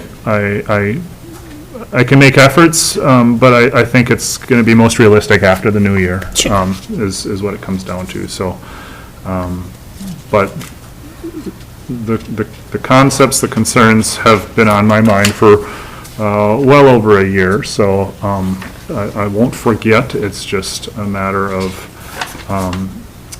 strategically using our time. Yeah, as far And as, to that, they would like to have more than just you, but they'd like to have the Frank and that whole board to have a discussion about it. PHHS Advisory Council. Yes. yeah, I think it'd be worthwhile having a robust discussion at that Yes. board meeting, maybe here, or we can go to them, just depending on logistics and all that, so. Thank you for sharing that and continuing your advocacy, because yes, I think we all agree on the importance of that organization. Commissioner Sullivan? Yes. Oh, are you completed? Are you done? I'm never done, but yes, I'm done. I wanted to share this about the AEOA. They have they're closing in on completing a project called Home on the Range, and they took a tax forfeited property and they turned it into a homeless shelter. And that's a good idea. So, and it's the largest, the work was done. It's 54 units. It's the largest north of the Twin City, and they had 15 different funding sources. 15 to get that accomplished. So, Thanks for sharing that. Commissioner Storley. Thank you, Madam Chair. The Caribou Lake Association last Labor Day weekend was well-attended, over 60 folks. They have a very large board also that is included. I was allocated 6 minutes, so I talked fast, because they have a real concern about rusty crayfish. You know, they do call in crayfish folks from Duluth, and they come in and they take out 40, 50, 60,000 crayfish, and then they sell it to the restaurants, so we can have a tasty little tidbit of the crayfish, which are deep fried, I guess. I haven't had one yet, but I assume that's the way they do it. So help the cause when you're at a restaurant. Over the last couple weeks, you remember Christy Kane came here to introduce herself as the interim executive director of ARDC. Pretty exciting about some things we're looking at, some new divisions. She took a survey of everyone at ARDC. And so next week, we will be discussing that with the executive board and moving ahead with some, I think, some pretty exciting things that are going to be happening there. Wednesday, tomorrow, I leave for Alexandria for the AMC conference. If anyone has any concerns, shoot me concern.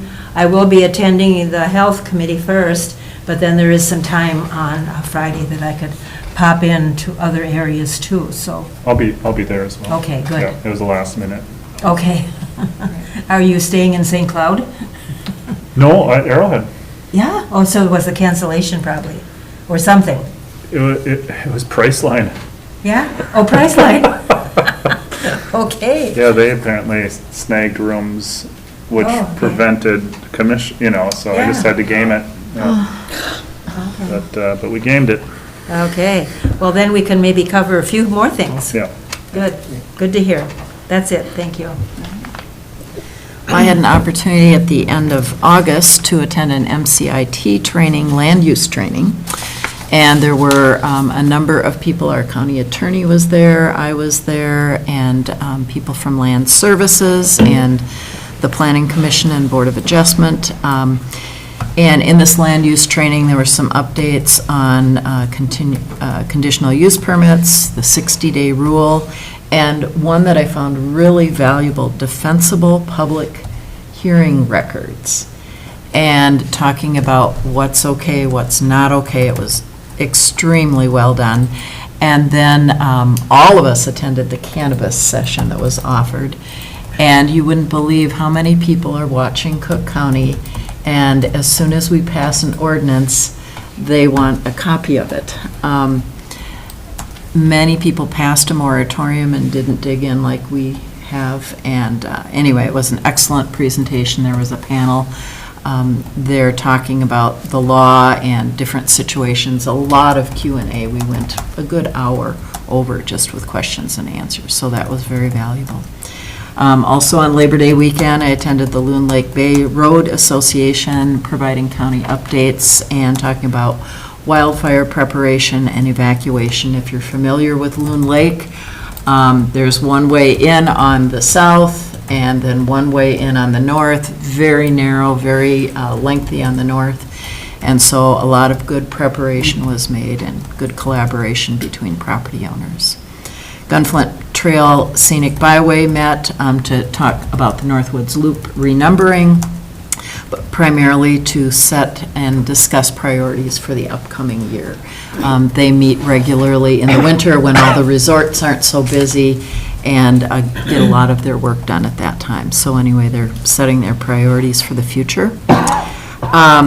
Soil and Water Conservation District, we reviewed their budget and talked about, and I'm sure Commissioner White is aware of this, the public hearing that's coming up for Lake Superior North, One Watershed, One Plan. That's going to be on Friday, October 25th from 10 until 12. And worked a little bit with city-county MOU on law enforcement and legal services. So we're working on that. And I believe that is it for my updates. But boy, we have a lot of meetings coming up, as we can see.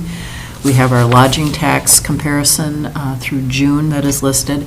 And then a big recognition this month of staff. So staff anniversaries, first-year anniversaries, Al Kunzley with PHHS, Carol Schmidhuber, Highway Department, Jay Ernst with the Assessor's Office, and Marissa Chapman with PHHS, all 1 year. For 2 years, Adam Maxwell and Andrea Cuthbert, Brenda Port, and Laura Nelson, all with PHHS. And then we have Kathy Polly, 3 years with HR. She's a half-time employee. Amanda Anderson in the Sheriff's Office for 6 years. And Richard Wojcik for 6 years in maintenance. Jade Woltman, PHHS, 7 years.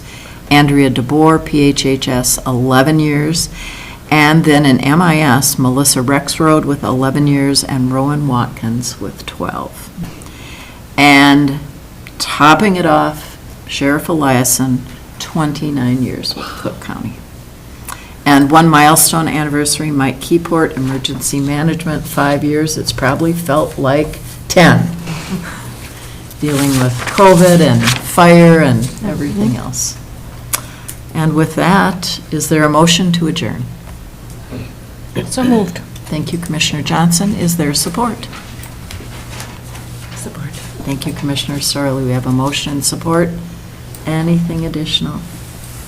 All in favor? Aye. Opposed? Motion carries. We are adjourned.